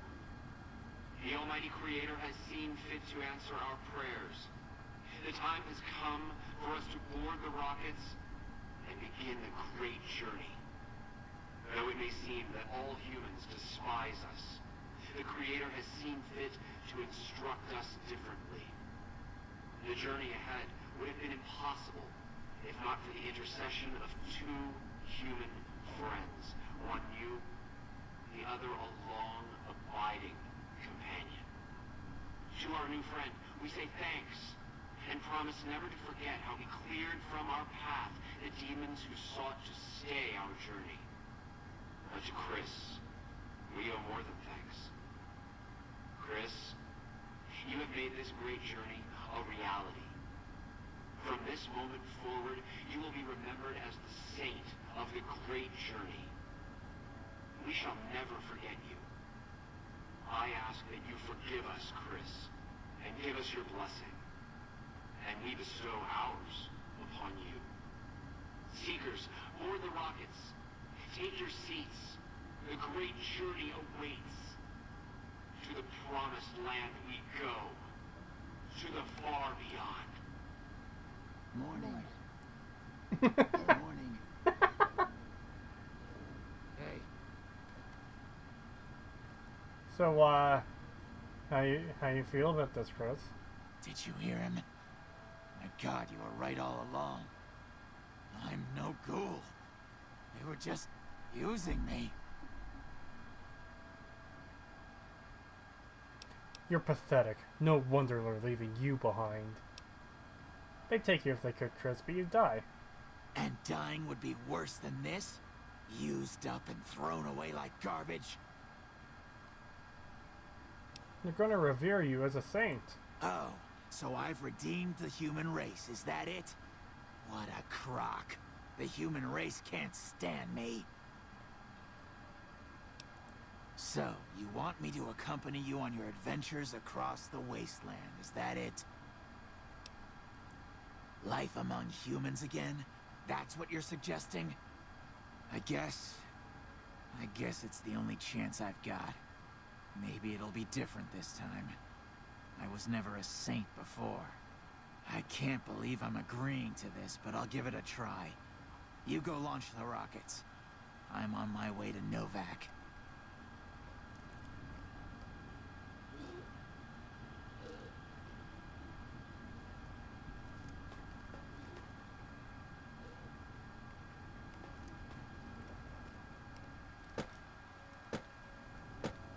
Right, I need to go back up and launch them. And here's another thing I really love too. Like, you could have just gunned them all down at the start and it wouldn't have been much of a challenge for most people. And yet, right here, after everything you've done, you went out of your way to collect these items so they could launch their rocket, so they could go to space. And you have the option to fucking sabotage them and make them blow the fuck up. Once again, a level of detail Bethesda would have never added.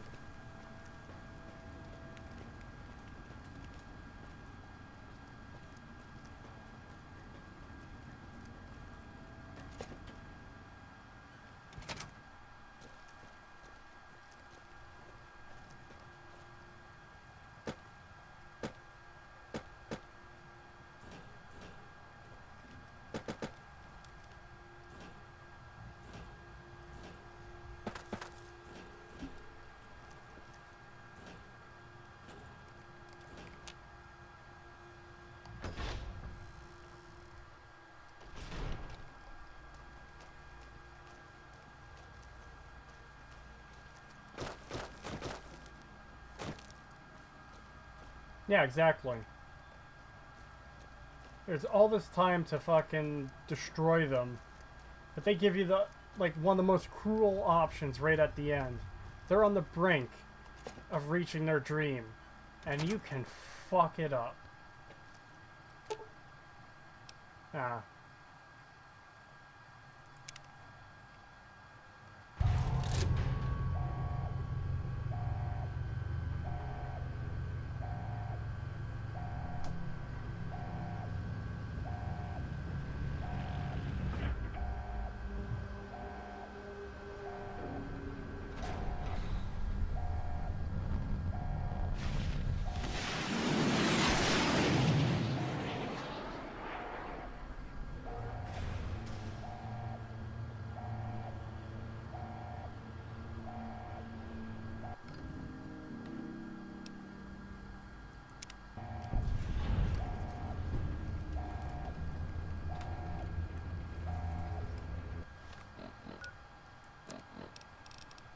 Too bad we can't fucking see Chris walking down there.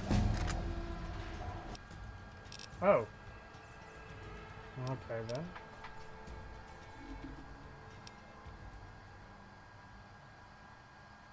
Yeah, and those rules don't even affect the main quest line, which just proves how Obsidian can make you care about a side quest like it's a main quest. Yeah, exactly. All of this was optional.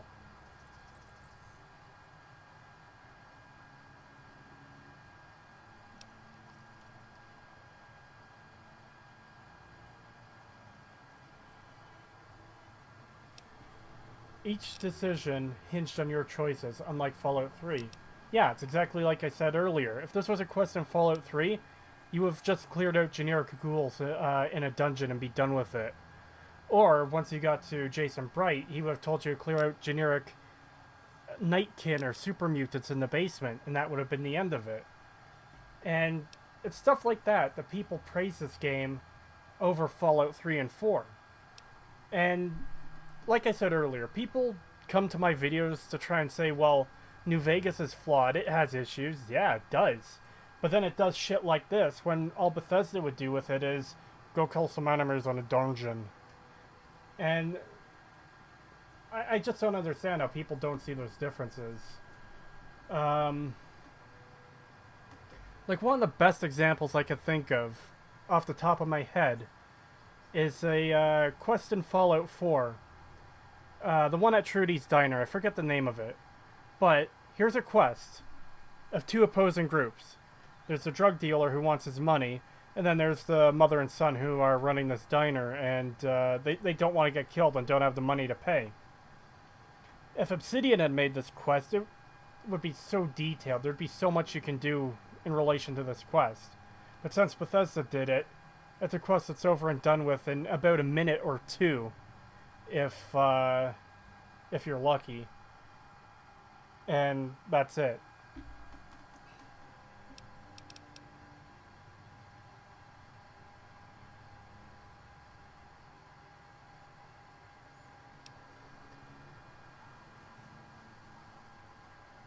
The Trudy quest is called Order Up. Yeah, I think so. You would think I would remember that quest name, considering I just did a video on it, on all the Fallout 4 quests a couple months ago, but no.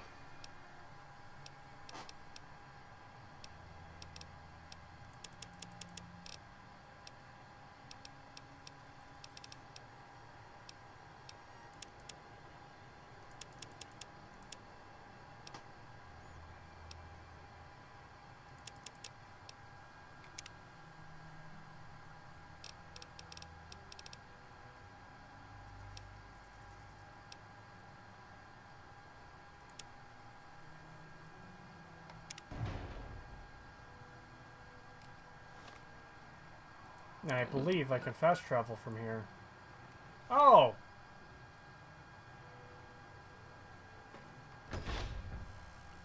I've never eaten my words so fast. Hey, I can loot this place now. After all, it's not stealing if there's no one here to miss it.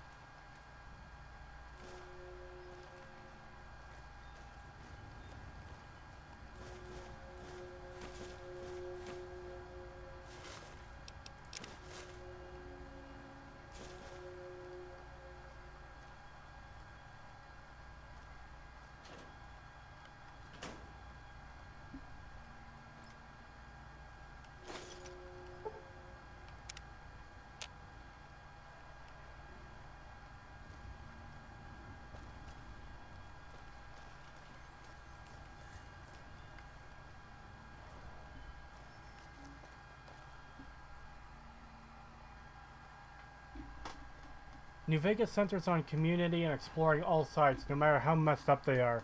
Fallout 3 seemed to center on only the good. It's like we want to see how the other half lives too. Yeah, no, I know, exactly. And I've said it a million times, excuse me, and I'll always continue to say it. New Vegas focused on the differences between groups. There's very few groups that you're straight hostile with, like forever. There are the Fiends, and even then you can at least disguise to be among. Ooh, you can at least disguise to be among them. But otherwise, they're just straight bad guys. But everyone else had nuance and depth to them. You know, there's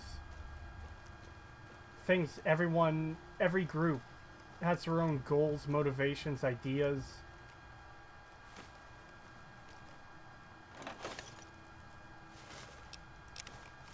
When it comes to Bethesda, it's just, oh, Enclave bad.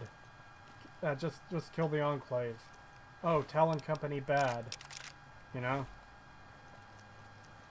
And I almost kind of want to give them credit with Fallout 4 for the Institute being an antagonist faction you can join. But the thing that bugs me about that is, once you do join the Institute, the entire game just pretends like they're not doing any of the horrible fucking shit they are. Like, they send you on one quest to retrieve a synth. And that synth just happens to be the leader of a raiding group. So, as far as morality goes, that's pretty clear-cut. You're retrieving this raider for them, and the reason he's raiding is because he's one of their lost synths. Well, okay. All of their Radiant quests to rescue synths is all about fucking the older model robot synths and not the human-like synths. So, the evil shit they do is just not touched upon when it comes to talking to any of the characters. You have any luck with the ghouls? I'm counting on you. Really? Unbelievable, man. I knew that wasn't gonna be easy. But I had a good feeling about you. You look like you've been through a lot. Yeah, well, that's what kind of happens when you get fucking shot in the head. Okay, I'll tell you everything I know, like I promised. The guy you're looking for, Benny, he was traveling with some members from my old gang. They were going to Boulder City. Hope that helps. I owed you.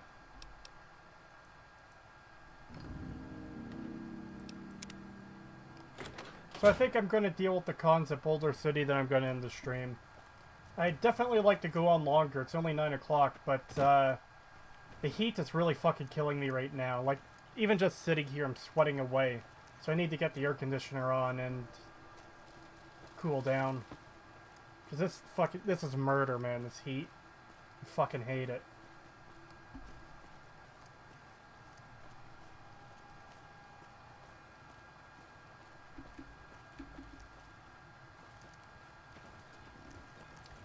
Caesar's Legion would have been the Talon Company with skirts and machetes if Bethesda had designed them. There would have been no talk about Hegelian dialectics or whatever. That's what H-Bomb meant when he said the game doesn't really let you be evil either. You're either a saint or a murder man. Yeah. That's the really frustrating thing about Fallout 3 as well is... Oh. Ignore that sound that just came up. Yeah, that's the really frustrating thing about Fallout 3 is... your options to be evil mostly amount to how many people can I kill? Hey, you want to be evil? How about nuking Megaton for no reason? And that's the thing too, is you can design a quest around nuking a town in this series and actually have it be properly built up and make sense that you have this option. With Fallout 3, you walk into Moriarty's and a guy literally says, "Hey kid, you want to blow up this town?" That's it. That's the motivation. I can give you the option to blow up this town. If... What the fuck? Oh, it's sending me back to Prim. Yeah, fuck that. What was I saying? If the option to nuke a town had been in a was made by the original developers or by Obsidian, which had some of the original developers, then it would have been a detailed quest line that culminated in that option. It would be two conflicting groups, and one of them would have the unfortunate luck of maybe being near an undetonated nuke somehow, but there would be a logical reasoning for it. Bethesda's reasoning? Oh, we built a town around nuke because reasons. People took shelter in the crater from winds, and... Boone? Ah, fuck it. He'll catch up.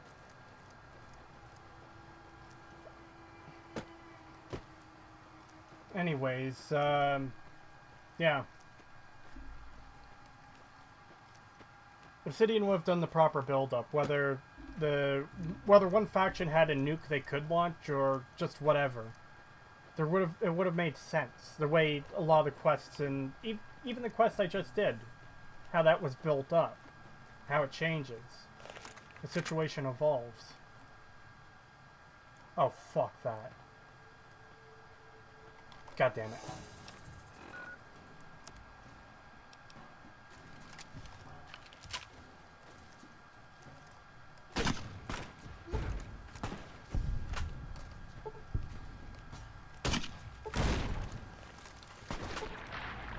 Oh my god! Boone the fucking hero.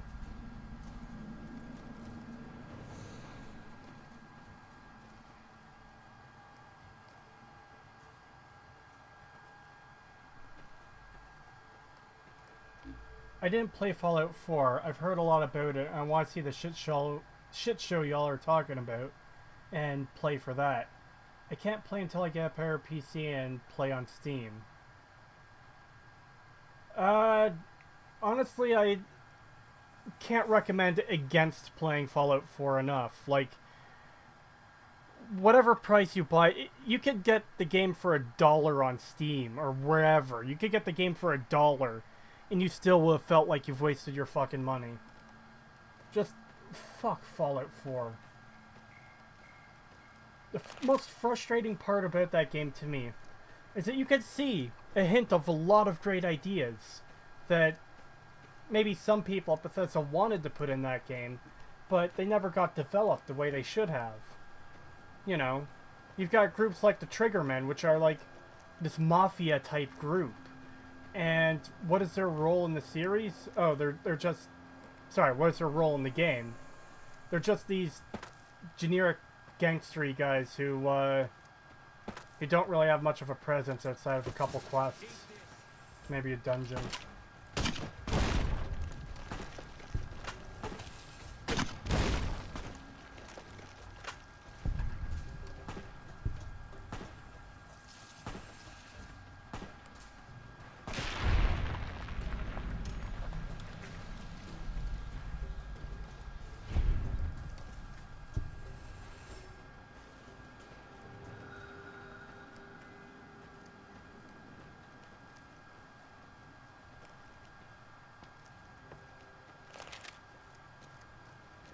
You should stream Fallout 4.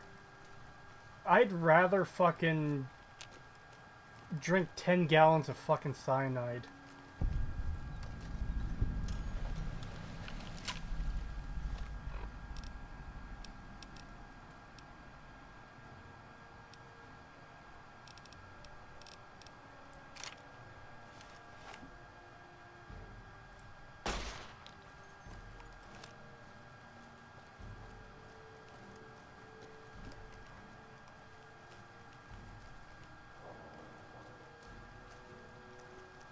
I already bought it on Steam sale ages ago before I met y'all, but I believe you're honest. So I'll be probably be playing to see what is this shit.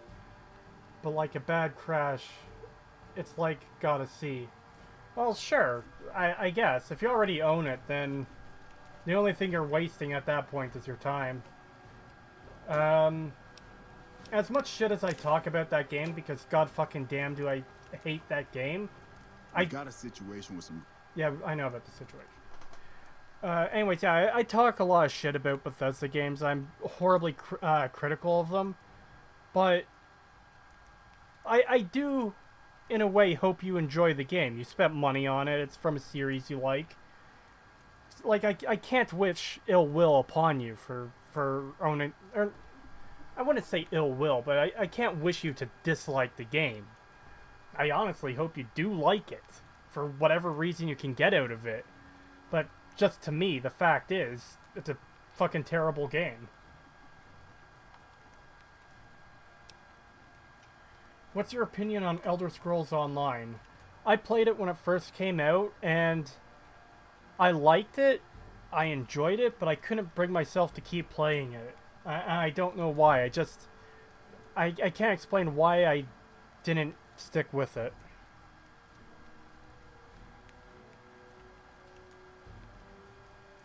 Would you rather let a buffalo take a diarrhea dump in your ear? Nah. No, I don't think so. What's going on with the Great Khans? One of my patrols was on its way back from Novak when it came under fire from the Great Khans. They radioed for reinforcements, but instead of waiting for us, they chased the Khans into the ruins where they were caught in a crossfire. No deaths, but not all the squad got out. The Khans have Private Ackerman and Private Gilbert as hostages. I may be able to negotiate a deal. Normally I'd turn you down since I have no idea who you are. But considering that the hostages are as good as dead when we attack... Alright. I'm going to give you a chance to talk to the Great Khan. If we hear shooting, we'll be coming in. But it'll probably be too late for you. Good luck.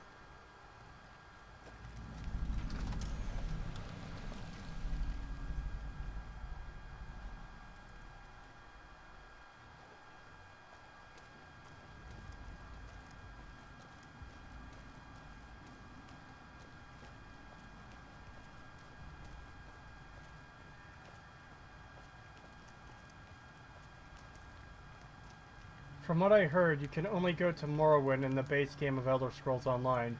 You have to pay to go to the other continents separately. I don't know about that. I know there was a lot of areas that were open originally, but some of them are probably locked behind expansions. What the hell? You're that courier Benny wasted back in Good Springs. You're supposed to be dead. I'm a ghost here to haunt you. Ooh. All right, quit fucking around. You survived and you tracked us down. What now? Don't have it. Benny stole it right before he stabbed us in the back. He's probably back at the strip by now, laughing at me. Let's talk about selling things. What's to negotiate? The NCR backs off, we walk out of here, nobody gets hurt. I can't believe I'm doing this. But all right, the hostages can go. The NCR had better keep their end of the deal, though. Here, a souvenir for you. It's Benny's lighter. Shove it up his ass when you catch up with him. See ya. Yeah, go on.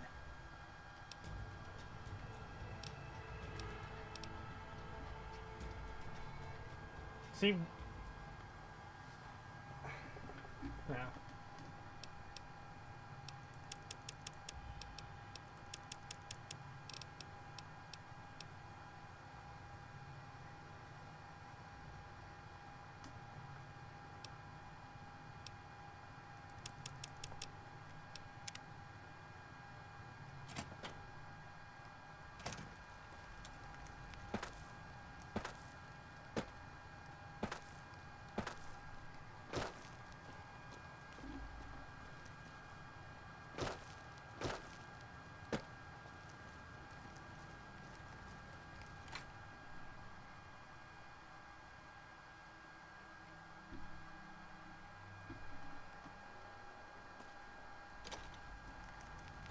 I'm glad you were able to get my people freed, but there's a new problem. I just got orders to take out the Great Khans, hostages or not. My hands are tied. I can't go against orders, can I? If you have any integrity, then you'll honor the deal. And see, here's the thing about this too. Many a true nerd claims that it's an issue that you can end this quest and have everything work out for everyone. There's nothing wrong with that. But even though you've talked them down and you've solved it peacefully, you get to this point, and you still have the chance to have him just go in and fucking kill them. Despite going for the peaceful option, you have the option to kill them. You're right. The Great Khans are free to go.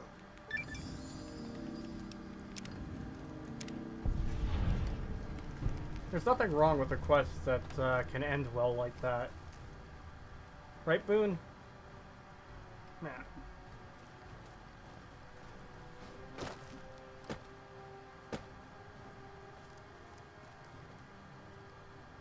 And look, skeletons in skeletons in the environment that actually make sense to be there. No one is living here. This isn't right next to Eulogy G. Jones's fucking bed. This is good. You can show the fucking destruction of the past without having characters sleeping right next to 200-year-old skeletons.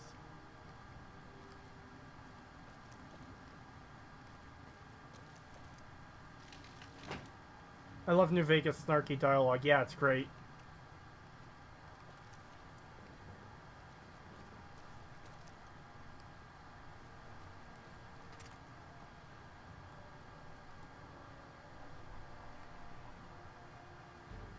Anyways, I'm gonna call it here. I'm fucking dying from the heat.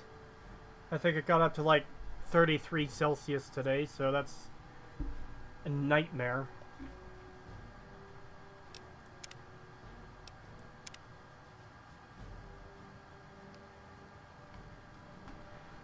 And yeah, thank you for coming out, everyone. It's much appreciated.